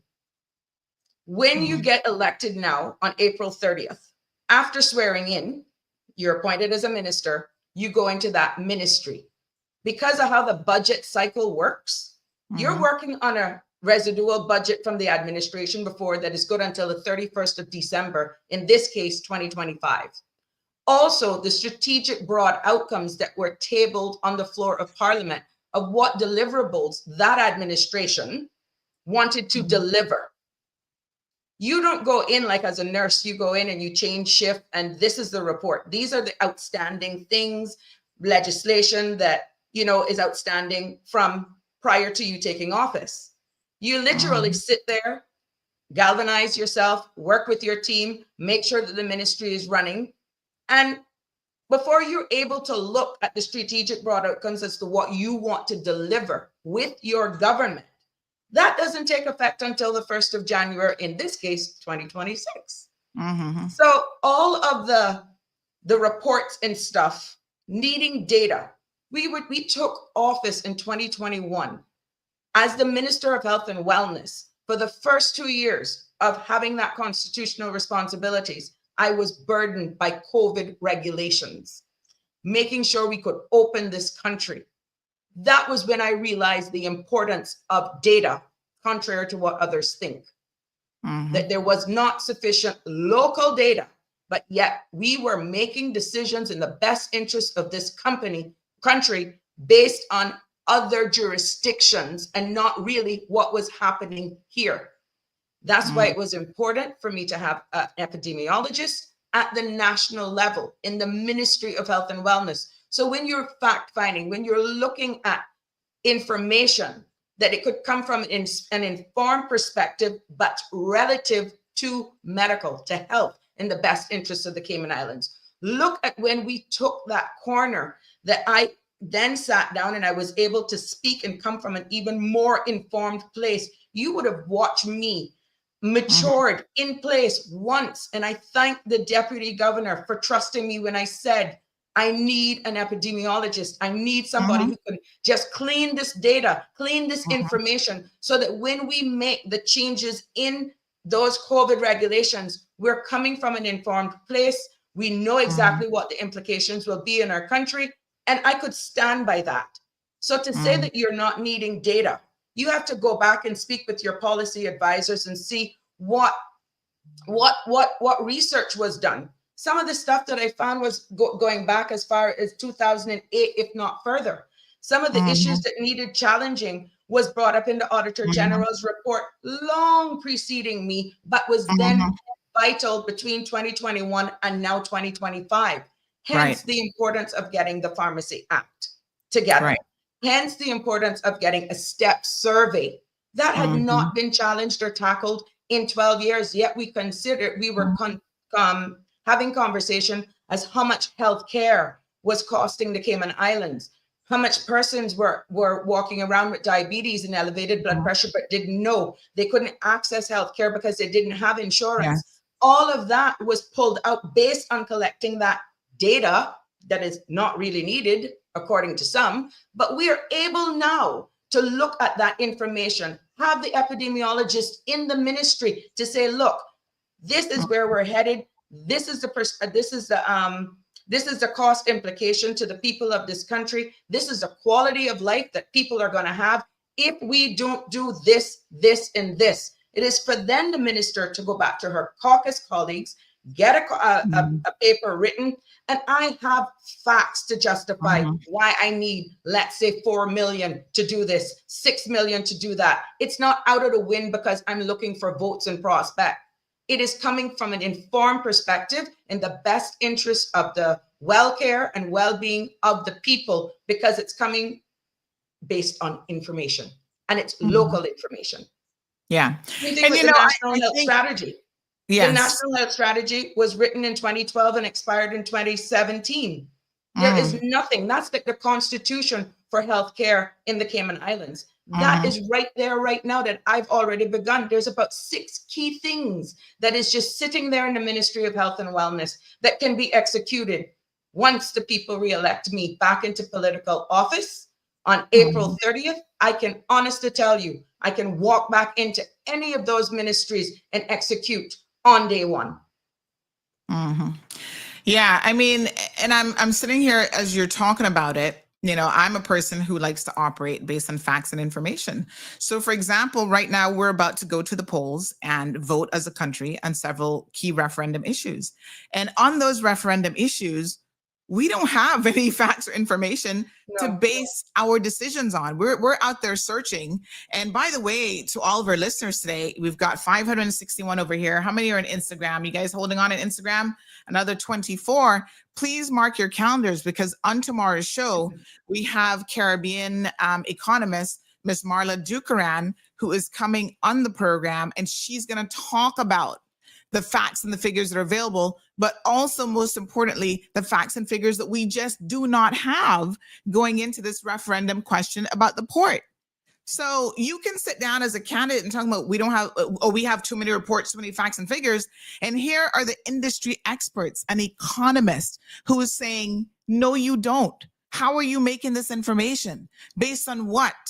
Right? She's saying there's too many gaps. There's too many questions. She comes in and wants to do a report based on information, and her report is extremely limited because there is no information to base it on. 936-2626 is the telephone number. We're going to skip around a little bit to give all of your colleagues an opportunity. Okay, so we did that one already. Let me just see here. So I think we have Natasha. We have some for you. So let's go to this one, and then we'll pull in the one for Anthony as well. But this one says, the first one is your professional experience and qualifications. So your background is primarily in intellectual property management and regulatory affairs. How do you plan to translate this experience into effective political leadership, especially in areas like public infrastructure, education, and social services, which may be outside of your professional expertise? Okay. So Sandy, even though, and the listening public, thank you for the question. Even though my background is in intellectual property management, the work that I did was for many Fortune 500 companies throughout the world, actually, not just here in Cayman. While I was at the law firm, I managed a team of 10 people. And, you know, I was involved in several other things, including the SciFec program from the inception of that in 2009 and managing the students as they came in and went out. You know, aside from that, you know, I was an assistant registrar at the Registrar of Companies before as well for intellectual property, and, you know, just other things within, you know, the community and in other areas that I did. I want to believe that with my background and having spent 20 years in law and being, you know, well organized and well rounded, that I can translate all of my mannerisms, all of my abilities and skills into these things and you know, my common sense. I've lived in Cayman all my life. I see what we came from. I see where we're going. My children have gone through the school system. My grandchildren have gone through the school system, and I've dealt with other people's children going through the system, and I've had to coach them and, you know, bring them up to speed on where they need to be in their lives. I many times meet students that I've met. I have a few students actually that I mentored, and some of them are lawyers today, and I am so proud of them. You know, and social services, you know, when we talk about NAU and we talk about childcare and we talk about you know, fathers and mothers paying child support and these things, these are all things that I have lived. I have been through all of these various things. So it's not only about my skills as an intellectual property professional. It's also about what I've been through, what I've lived, and what I've seen and experienced and helped other people with along my journey, and what I can do to bring all of that expertise to the table and to the people of the Cayman Islands. And, you know, just helping us all along the way and making sure we have a fair process for all going forward. And I think the point has to be made that there are skills that are transferable, right? Yes. So on the one hand, yes, that might be your area of expertise, but the ability, for example, to work cohesively with a team, the ability to lead people, to do research, to do, you know, these are things that you might learn in a specific job. Yes. But those types of skills become transferable when you go into a different position. So exactly. Yeah, some very good. Let's give one to Anthony. Anthony, good morning, sir. How are you? Just unmute yourself for me. Yes, good morning. Good morning, Sandra. Good morning, everyone. Yes, thank you so much for waiting patiently. And good morning. My apologies for letting our candidates wait. Some of them had to wait for quite a bit of time while we addressed some other issues. Let's pick a question from you, for you now, I should say. So let's talk about policy positions and vision for Georgetown Central. So this person has a series of questions here. The first one is the cost of living in the Cayman Islands continues to rise. This person should be writing the chamber questions. They're so good. Affecting many residents in Georgetown Central. What concrete policies would you advocate for to address this issue, and how would you balance these with the need for economic growth and attracting foreign investment? So that's the question specific to Georgetown Central. Well, as you know, Georgetown Central is a mixture of residential and commercial at the same time, and basically has a wide scale of socioeconomics. So that is one. So what might affect someone in actual Central compared to someone, say, living in Palmdale or Tropical Garden might be on the extreme side of things. So when you're looking at those, you have to take everything in consideration of both parties, or the full spectrum of the economy and those individuals. Given the fact cost of living affects everyone, I would say almost equally. Now, your disposable income, how that comes now is another story, where you have individuals that may be unemployed, depending on housing conditions, all of those things. So basically, you look at your policies across the board where housing is being impacted. How now does that in fact help those individuals where someone already have their housing established, for one. So cost of living on a whole, that constitute a number of things, not only just utility bills, but your house insurance, life insurance, all of those things come into play, your daily or your monthly expenses. So setting policies in place, so it's they're all interrelated. And now, how do you transfer that is equally affects individuals is what you have to look at. So again, this comes back to some of the points that you were discussing before in terms of how do we incorporate that and make it transferable. So those are some of the things that I would look at individually. Mm-hmm. I don't have my glasses on to look back on some of the areas. That's okay. Put them on, honey child. We're all wearing them today. You know what I just discovered? I just realized I can move people around. As many years as I've been using this program, because when we put the comment, sometimes it cuts the person down off at the bottom.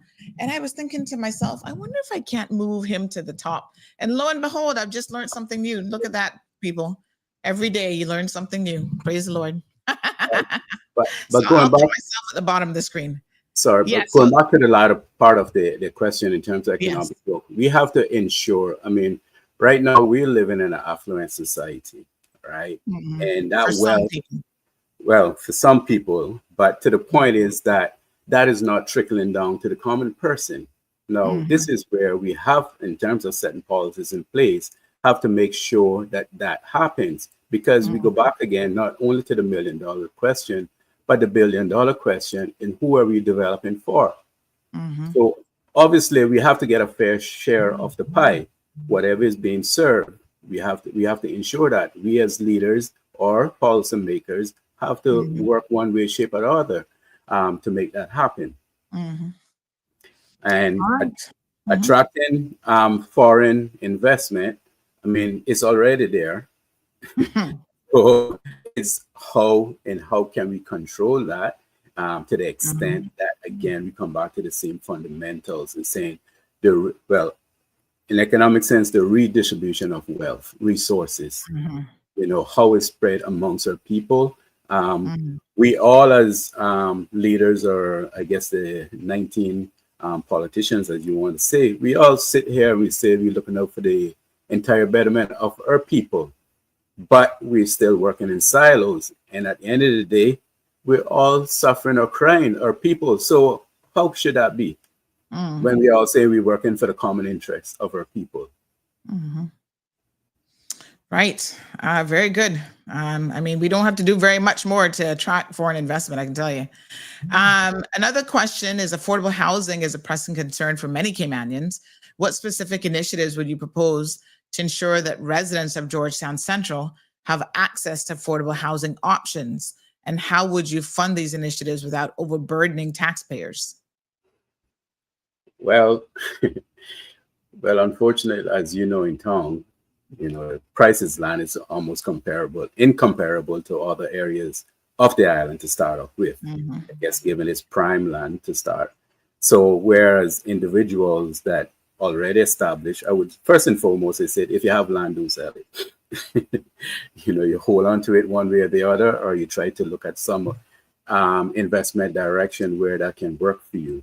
In terms of making land affordable, again, we come back down to the fundamental. Land doesn't grow. That is one commodity that doesn't grow, unfortunately. So it's limited. So the supply and demand, when in economics comes to play, these are the factors that drives up the price of land. Now, land is limited. Our demand is growing. Again, we have anyone around the world can basically come and purchase a piece of land, whether they visit here or not, and use it for speculation purposes, investment purposes, or whatever the case may be.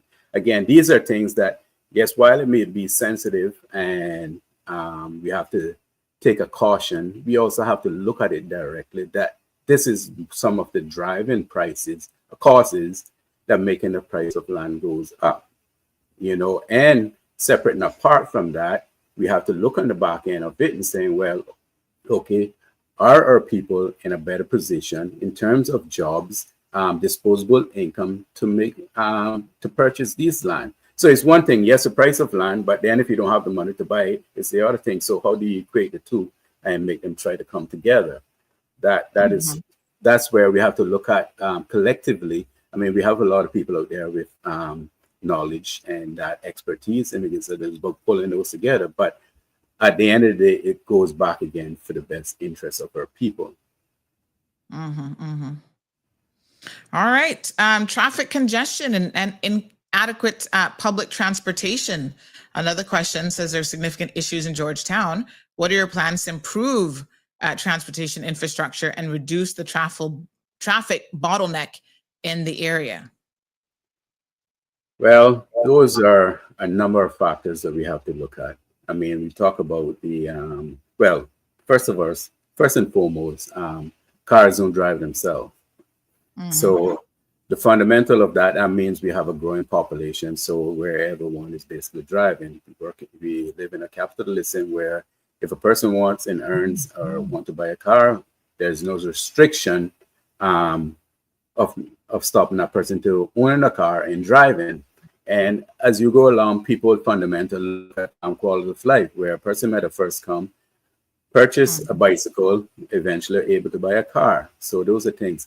But looking about our current policies in public transportation, it's very limited. We have a bus system, sometimes that inconsistent in terms of numbers, frequency, reliability. So those are things we have to look at in conjunction where if it's a public-owned public transport system that complements the current bus system that we have here, where there's reliability, ensured routes. Separate and apart from that, again, we're being bottlenecked, given the fact that, you know, all business or core business are in town, again, decentralizing more business on the outskirts or the outer districts. You know, there could also include park and ride, certain locations. We also have to look at changing the culture of our people. We grew up in a society where we weren't used to carpooling, you know, or relying on, you know, public bus system. But now these things are changing. So either we can curtail the number of cars, for one, who can own a car and drive, or whether every day of the week or not, or encourage carpooling, improve our overall public transport system. So, and again, moving core business out of town in the eastern districts. So where one person, if I live in East End, I don't have to come in town. I may work remotely from home, or if I'm in a government entity or whatever the case may be, or what a private company that is out of town. So I don't have to come into town at all. So those are some of the, I guess I would say some of the cases that we have to look at. All right, very good. Thank you so much. See lots of comments coming in. Mayor Starr is saying banned sale of property to foreigners and tax those foreigners that have multiple land, driving up the cost for locals. Do we know, this goes back to the question that I have when it comes to what is actually driving up the cost of land. Is that, I mean, we hear politicians say that all the time, but what factual information do we have? What data do we have to support that that's actually the cause of it? And you see, this is what I'm telling you. Without information, I mean, I don't know that we can conclude that. That is an opinion, but Sophia, you'd be surprised. You know, keep in mind now that it is Caymanians oftentimes who are selling their property that they own at exorbitant prices. Now, let me ask y'all a question as Caymanian landowners. How many of you have a piece of property, right, that you would be willing to sell at a fair price as opposed to what you think is the market value? If you got a piece of land right now and you know you could get $500,000 for it just because the market is wild and crazy, but a fair price for that property would be $375,000. Would you take $375,000? Caymanians, step up to the plate and tell me how many of you would be willing to make that sacrifice. So we become part of the problem too, you know. I'm just saying. I don't know of any Caymanian who will undersell any land or say, wow, this is a young Caymanian looking to get started in life. You know what? I'm going to give you $100,000 off of this property. Good morning, caller. Morning. Jasan is saying the silence is loud. Has Sabrina not looked into the data? Jasan, tell me where the data is. The silence is loud because there is no data. But yet you have political candidates getting in platforms saying we don't need any more data. We have enough. The point is, no, we don't. There are some areas. Let me give you another example. The National Drug Council. They have not, the last time they were on this program, which was about 3 or 4 years ago, at that time, their policy had not been updated. It was outdated from over 12, 13 years before. So what do you think happening now with that? And that's our young people. When it comes to drugs, what's the data with vaping and all these other things? Yes, sir. Morning. Danny. Yes, morning. Yeah. You can find the data on some aspects of housing from the PR and status grants. Having our immigration policy tied to giving preference to people who own land is having an artificial demand placed on property. But the other side of demand is that if you remove the demand, now you're not going to get the price that you did before. In other words, in some places, the value of land will go down, not in all, because there's certain locations that have value that'll just worth it no matter what kind of, what point in the cycle we're going through. But the point I'm making is that when you're trying to reduce the cost of land, you're really talking about demand. And the demand is really, really high because we have, 2,000 status grants that's being issued per year.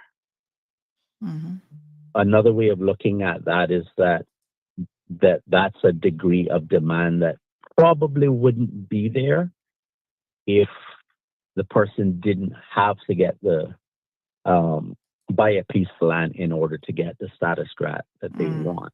I'm not saying no one would buy land. I'm just saying that a lot of people they want the status grant, so they find a way to get a piece of land. And that's one of the reasons. But the other reason is that our investment policies about enticing people to the country. Because the way that economics works globally is that it favors those who invest, not those who go out and work for a salary, because inflation means that your salary will never really get you where you want to be. You need to take a portion of that salary and you need to invest it in something that's producing enough return that, adjusted for inflation, you're outpacing inflation. The problem that we're having in Cayman is that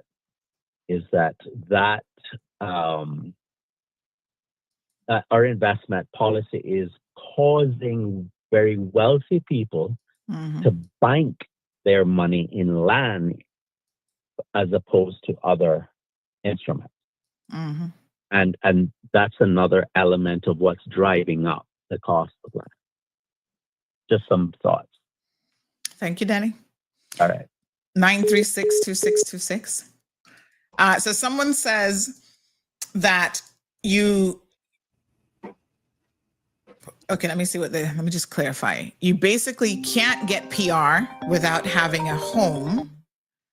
PR, you can get it, but without owning a home, you have to own a business or $50K worth of stock in a business. So there is, I mean, that's interesting.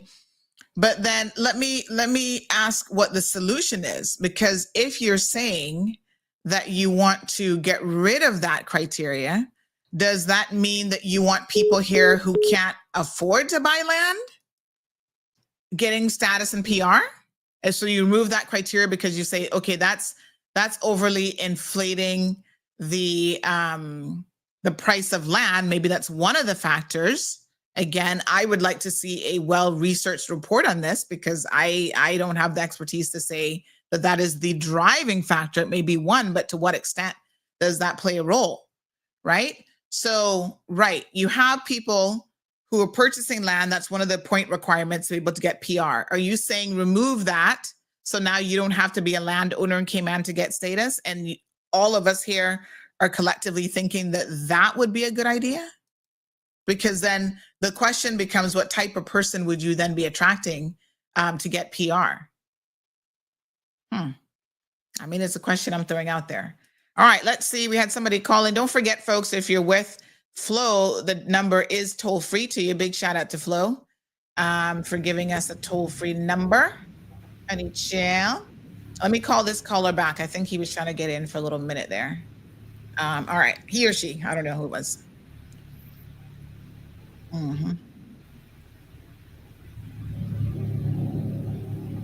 Okay, I don't hear anything ringing.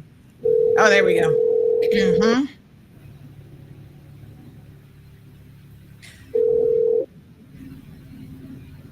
Hello. Morning, caller. Morning. How are you? I'm okay. How are you doing? Yeah, Good morning. I'm good. Thank you. Thank you so much. Good morning. Good morning. No, I just wanted to just make a brief comment about land and land ownership. I mean, what I don't understand is, as a Caymanian who owns land, why would you want to sell? I mean, when land is legacy. I mean, if you're in a position where you have to, you're tight on cash, why not borrow against the land? I mean, you still have the asset, but once you sell land, money loses value. So to Denny's point earlier, you know, I mean, you have a lot of intelligent investors who invest in land. Land is the most reliable store of value. Well, unfortunately, too many of our people were never taught that historically, caller. So we have a lot of people who want cash over land. And one of the other things that complicates people's lives, and I've seen this happen so much, is when it's land that is passed down from one generation to the next. It's normally not passed down to just one person. It's passed down to multiple people. So say your mama had 4 or 5 children, it's passed down to the 4 or 5 of you. And sometimes the 4 or 5 of you can't agree on what it is you want to do with that land. This is very, very classic for Caymanians. So you might have 3 that want to keep it as a family property that, our multiple generations will have. The other 2 is like, nope, I need the cash. I want to sell it, or I don't want to have to deal with you guys forever. It's too contentious, this, that, and the next thing. So oftentimes people end up selling land and family land just to get rid of the headache of having to deal with their own dysfunctional family members.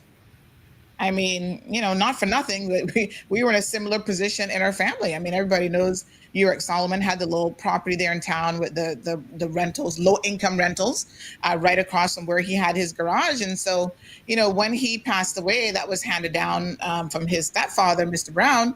When he passed away, in his will, he said the land has to be sold. And then everybody, all these people, a gazillion people, will get a fair share of the property, because those people would be complaining forever, like, oh, who's collecting the rent and who's doing this? And we had one sibling who she couldn't even wait until the property was sold before she started demanding money from the property. So our Caymanians need to be better educated. We need to try to make better decisions. But a lot of times it comes down to people simply cannot agree what to do with family land if there's more than one beneficial owner involved in the situation. Hi, Sandra. To the caller's point, can you hear me? Sorry. Yes.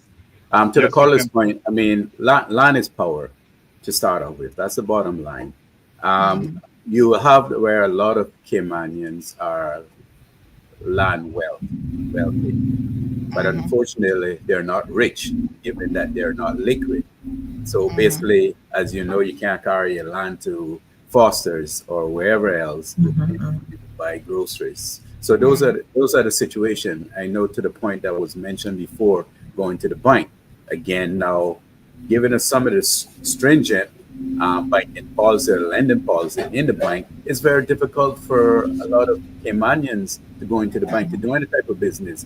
And that's the other fundamental problem, that our younger ones who are no longer looking to buy the car are looking to try and buy a piece of land and can't afford to do it. Again, of what they're trying to achieve in terms of actually even coming down with the deposit, and they may not have that family support or financial means to help them or interject those things. So those are things that we as a team and party have been looking at, and how do we address that? And just as well, might I suggest something, sir? Yes, sir, please. Yeah, might I suggest? I mean, in my view is that if you absolutely have to sell land, I think the moral thing for all Caymanians to do is sell it at first as best as possible. I mean, no one can tell you what to do with your property, but try to sell it to another Caymanian. And I think one of the things that, I mean, if a government were to get in, I think what they should do is look at ways of incentivizing that kind of behavior and disincentivizing selling it. So whether that's extra duties, whether it's whatever you sell it for, we get a commission cut because you're selling it to an expat. I mean, I don't know what it is, and then that money puts back to the community.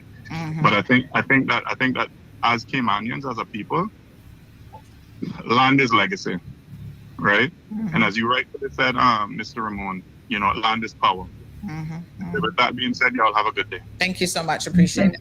All right, thank you. Sorry, on that same sentiment, I must jump in to say this is one of the fundamental things that, for me, in terms of moving myself forward for office, is that we as Caymanians need to come together, first and foremost. We are separated as a people. Right? It may sound bad, but that's the reality. And as to the gentleman's last comment, we have to look out for each other, one way or the other. And despite all of the policies of what we are looking to trying to change to improve the quality of life for each individual and our people, we have to come together as a people. Yeah, very true, very true. And Sandy, one of those things too that that drives up the price of just about everything around us, including land, is the fact that when someone sells a piece of land, we know that real estate agent gets a commission on top. That commission price also goes into the value that's recorded at Lands and Survey. So the next person that comes along, if that commission was $20,000, but the cost of the land was really only $100, the next person that comes along that's buying a piece nearby, all of a sudden when they value that $20,000 commission is taken into consideration in their valuation. So the prices just go up and up and up. I was talking to someone just earlier this week, and I said, a few years ago, I bought a house in Cayman Brac, a little old Caymanian house, and I love it. Everybody loves it. And I paid a fair price for that house. And when I called around, the gentleman, he was very happy that I was Caymanian. And he said, no, I want you to have this house as a young Caymanian, and I'm going to sell it to you. And I bought the house. And then I started following real estate after that and just looking around at the prices, especially in Cayman Brac. And I realized, hey, people can still live here. Our Caymanians, our people with Caymanian heritage should have something in the Brac at least, because I saw what was happening to prices here. And unfortunately, over the years, not even 2 years later, to be honest, the signs started to go up. And now in Cayman Brac, if a young Caymanian in the Brac is trying to buy property, they have to find, upwards. I was looking at some just recently, someone put some pieces on the market for about $50,000, but some pieces, even mine, the guy was saying, oh no, I want, or the real estate agent was saying, no, we want, X amount of thousand. And I knew what was happening in the area and nothing was really selling. And I said, no, how can you get $20,000 more onto this price when nothing has sold to dictate the fact that, to say that this should be $20,000 more. So sometimes as a young Caymanian, you need to get educated about what's happened around. Ask your surveyor, what was there, what has not happened. Ask people, look into it. Don't just dish out the money because you readily want something, because at the end of the day, this is a bill that you're strapped with to pay every month. And as well, look at your interest rates. Don't ever take your eye off the interest rates in a bank, because if you do, you will continue to pay for your property over and over and over. So keep an eye on those things. Sorry, Sandra. Yes. Not sure how much time we have to go for cleanup this weekend. We're doing our community cleanup at the Georgetown Quincentennial Monument. That's on Saturday morning, 6 o'clock. So thought I'd put that in there. So I want the community to come out and be part of the process. And again, help beautify our community. Yeah. This person said, I'm so glad that Natasha touched on the topic of BRAC land value. She's 100% correct. Seen this in my own land purchase a few years ago, and surrounding land sales are now. This person says, who feels it knows it? I recently obtained property for my dad, so I made a decision to sell my house. The realtor had it listed for $450,000. However, I was uneasy with the price. I know how it feels looking to buy and the prices are through the roof. What I did was take it back from the realtor and listed it myself for $355,000. I had 3 potential buyers, and one was I was driven towards the Caymanian, as she was young and a first-time home buyer. One of the buyers offered $5,000 more, but I felt it for my own Caymanian. So some very, very interesting points there. We do have to try to wrap up on time today, folks, because as I said, today is the day that CMR is doing her lunch donation for the seniors. So we're not ordering it for them. We're cooking it in my kitchen, honey child. I can smell the food from now. Miss Stacy's already in there. I was up last night making my little cake, and the salad has been made. We're going to add the avocado to it this morning. So we just want to ensure that, once a week, this is just my way of giving back to the community, just because I can. No other reason. That's such a rewarding feeling. Yes, exactly. Yeah, and I know that Miss Romelia does an amazing job. The seniors go out and they meet several times for the week. They play dominoes. So when I go today now, I'll sit down with them for a little bit and we'll play some dominoes. We'll have some communion with each other and just talk and have a good time. And so, it's important for us to do what we can. I think that, I have been blessed in so many amazing ways, knowing where I came from in Georgetown Central, from extremely humble beginnings myself. I'm so much more fortunate, and I've worked hard to get where I am. So let's be clear, but I am still fortunate. And I know that there are a lot of people who simply don't have available resources. I want to do a big shout out to Mr. Romelia. I know she's obviously a political candidate as well. But aside from that, for many, many years, she has been doing a lot in the community, from beautification projects, cleaning up our various communities, and also, taking seniors on trips. They've gone to Panama, they've done BRAC trips, they have done a number of different outings, and she's always involved in trying to get them to go out and have a little bit of fun, which I think is so incredibly important. So kudos to her and her sister and all of the other volunteers, quite frankly, that come out and make that initiative possible. So when she was telling me that, the seniors themselves will bring a little something each, and maybe someone will bring sandwiches or whatever. And I said, really? I said, nobody's contributing food. And she said, no. And I said, well, you know what? Put me down once a month. I can at least do that. And so let me show you guys the lunch menu. I'm trying to see if I can find it real quick. But yes, we are having a full lunch today. And she said last time that some of the people were practically brought to tears because they couldn't believe they were asking. Elizabeth can tell you, I was there, and one older guy from Georgetown, he said, why are you doing this? Is it somebody's birthday? He was thinking it was like some special occasion. I said, no, just because we're going to do this once a month. And he was like, oh, okay. And I said, sir, eat your belly full. So today we're going to have our nice mixed salad.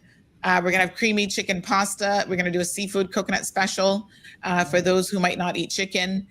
We've got our bread rolls, which I'm going to go now. I'm going to go do the bread rolls, the brownies. We've got rice, lots of plantains. right, plantains? We got some raspberry tea. Big shout out to Gary Whitaker. Gary hooked me up. He heard me talking about the, Mr. Blake, I forgot you were even there. Give me 1 second. He heard me talking about the trying to get coconut water, and he brought me 2 gallons yesterday. So this is a community effort now. So thank you so much for that. So this is what's on the main menu.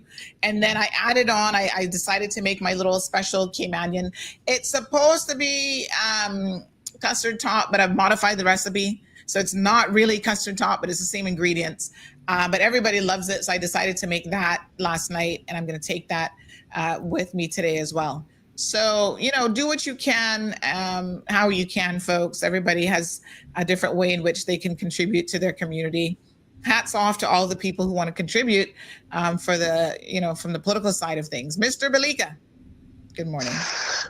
Good morning, Sandy. I couldn't resist that food, and that's the reason why I couldn't hang up. I wanted to continue listening to that. Very quickly, I know you're trying to wind up. Good luck to the candidates there. I think you're running a good campaign, particularly your party. Okay, just a few comments. It should take under 1 minute. Mm-hmm. I agree there is need for data on this issue relating to land. It's very difficult to get data on that. Mm-hmm. And talking about data, I know people way back who got PR without buying any land of any kind. But my suspicion is that was before the points were increased, like from 100 to 110. But I can tell you for a fact there are some people who got land because of that. But I would imagine that is a little more difficult now because you have to amass a few more points. Mm-hmm. Now about the effect of the PR. There is certainly an effect there, mm-hmm. because you have to buy land to be able to get more points. But what I would want to know as well is how many people would have bought land or bought a house anyway because they didn't want to live for 8 years renting.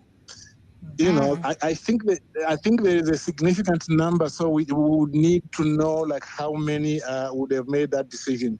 Finally, there is this issue about foreigners buying land without having status. In the BVI, you can't buy land unless you are a belonger.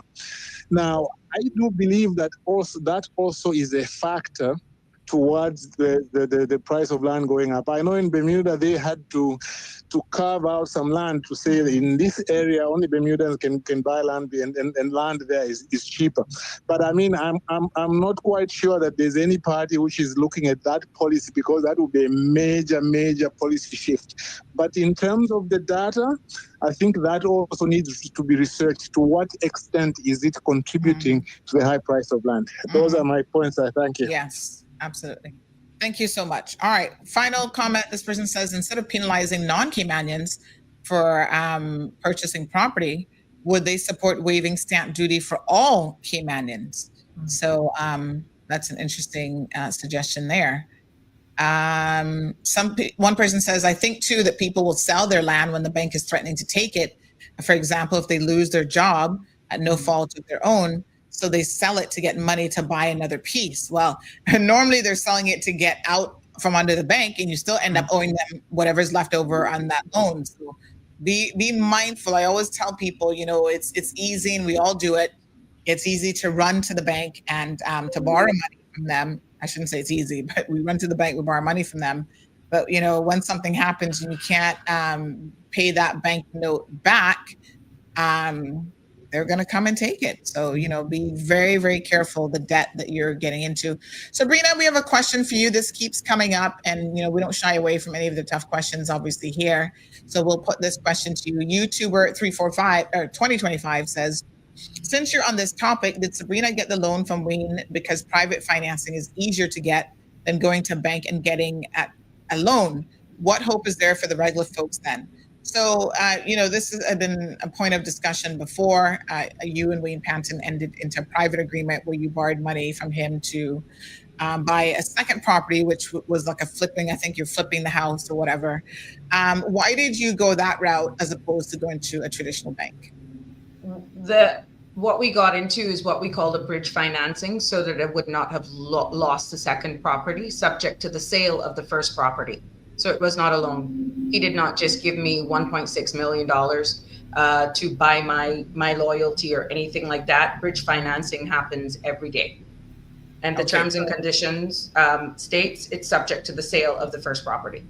Right. So basically, and it's an interest-bearing bridge financing. It's not like, oh, I'm good, and he's now the banker.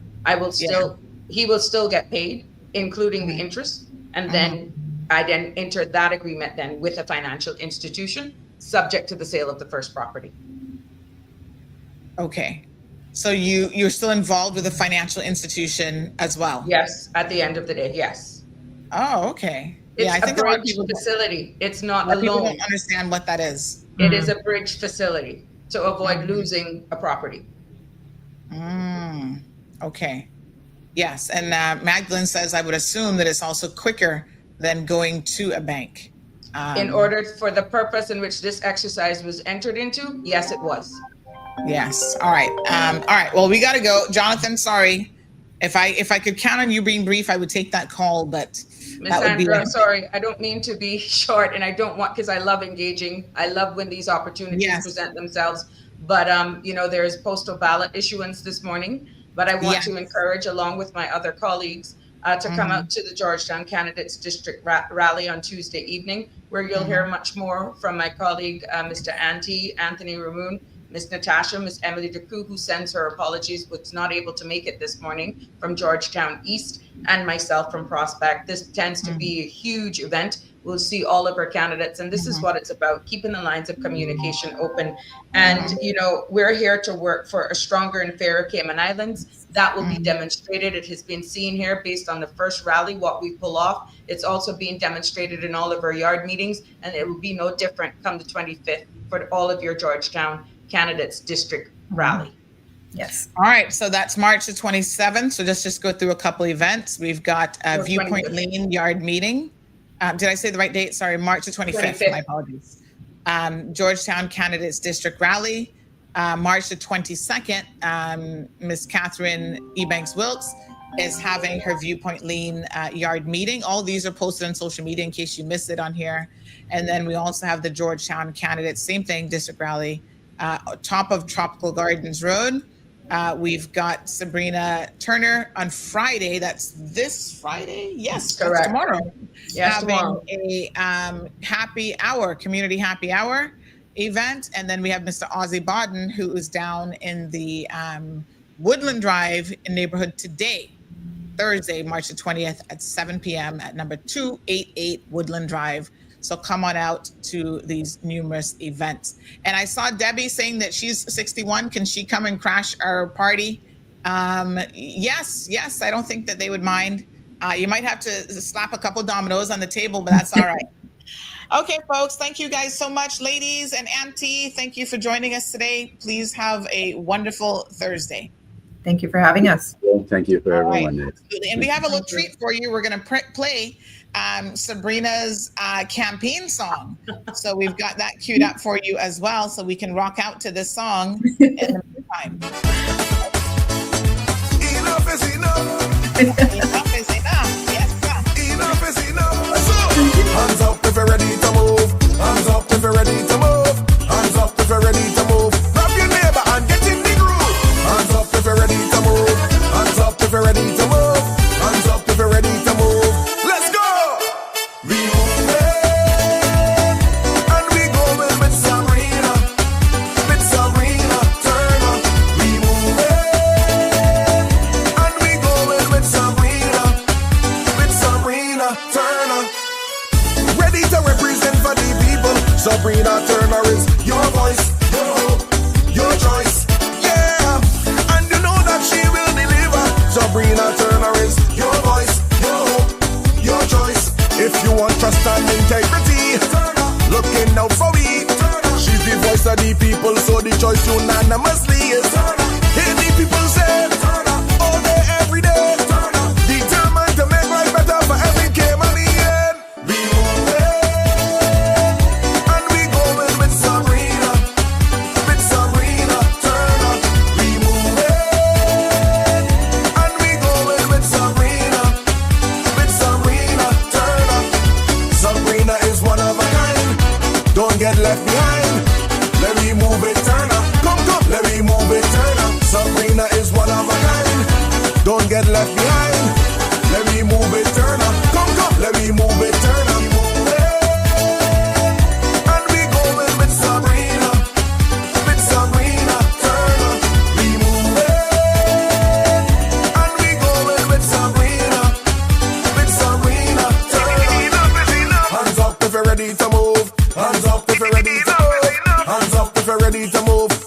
neighbor and get in the groove. Ready to represent for the people. Sabrina Turner is your voice, your hope, your choice. Yeah, and you know that she will deliver. Sabrina Turner is your voice, your hope, your choice. If you want trust and integrity, looking out for me. She's the voice of the people, so the choice unanimously is. Hey, the people say, all day, every day, determined to make life better for every Caymanian. We moving, and we going with Sabrina Turner.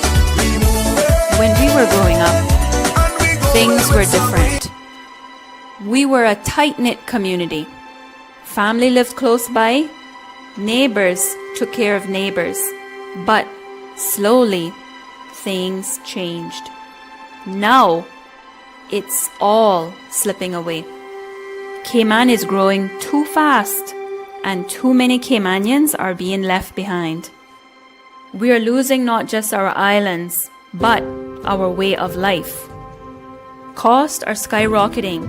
Food, medicines, health insurance, housing. Families are struggling to afford basic needs. Today, we Caymanians are a minority in our own country. We learned some hard truths. We saw up close how special interests can control our country. We tried to stand up for what is right, to stand up for our community, and to stand on principle. Sadly, there were too few of us. Enough is enough. That's why we're coming together with people that share our values to form the Caymanian Community Party. This isn't about politics as usual. It's about people. We are a movement built by Caymanians, for Caymanians, and focused on strengthening our Caymanian community. Caymanians deserve the opportunity to vote for a party with a clear set of values and ideals. A party that listens to their voices, represents their values, and stands united in advancing their interests. It's time to make the tough decisions to reclaim the Cayman Islands we all love. We support growth, but it needs to be balanced. We stand for a strong economy. We stand for making sure Caymanians come first in our own country, where every Caymanian now and in the future can afford a home. We stand for fiercely protecting our Caymanian culture, our heritage, our quality of life, and our natural environment. This means addressing the cost of living by transitioning to clean energy, building efficient, affordable homes, and lowering the cost of health insurance. It means transforming our children's education so they can get the jobs they deserve in a rapidly changing world. It means a strong, stable government that gets things done and is committed to fiscal responsibility, good governance, and sustainability. We believe in the power of community to create meaningful change that benefits our people. Join us. We are the Caymanian Community Party, putting Caymanians first. Thank you for tuning in to another episode of The Cold Hard Truth on Bobo 89.1 FM. Cayman's #1 talk show is live weekdays from 7:30 a.m. Never miss an episode again. Watch anytime on CMR's Facebook and YouTube channels for the latest show episodes. Don't forget to follow us online on our social media channels. And visit CaymanMarlRoad.com for all the latest news and community happenings.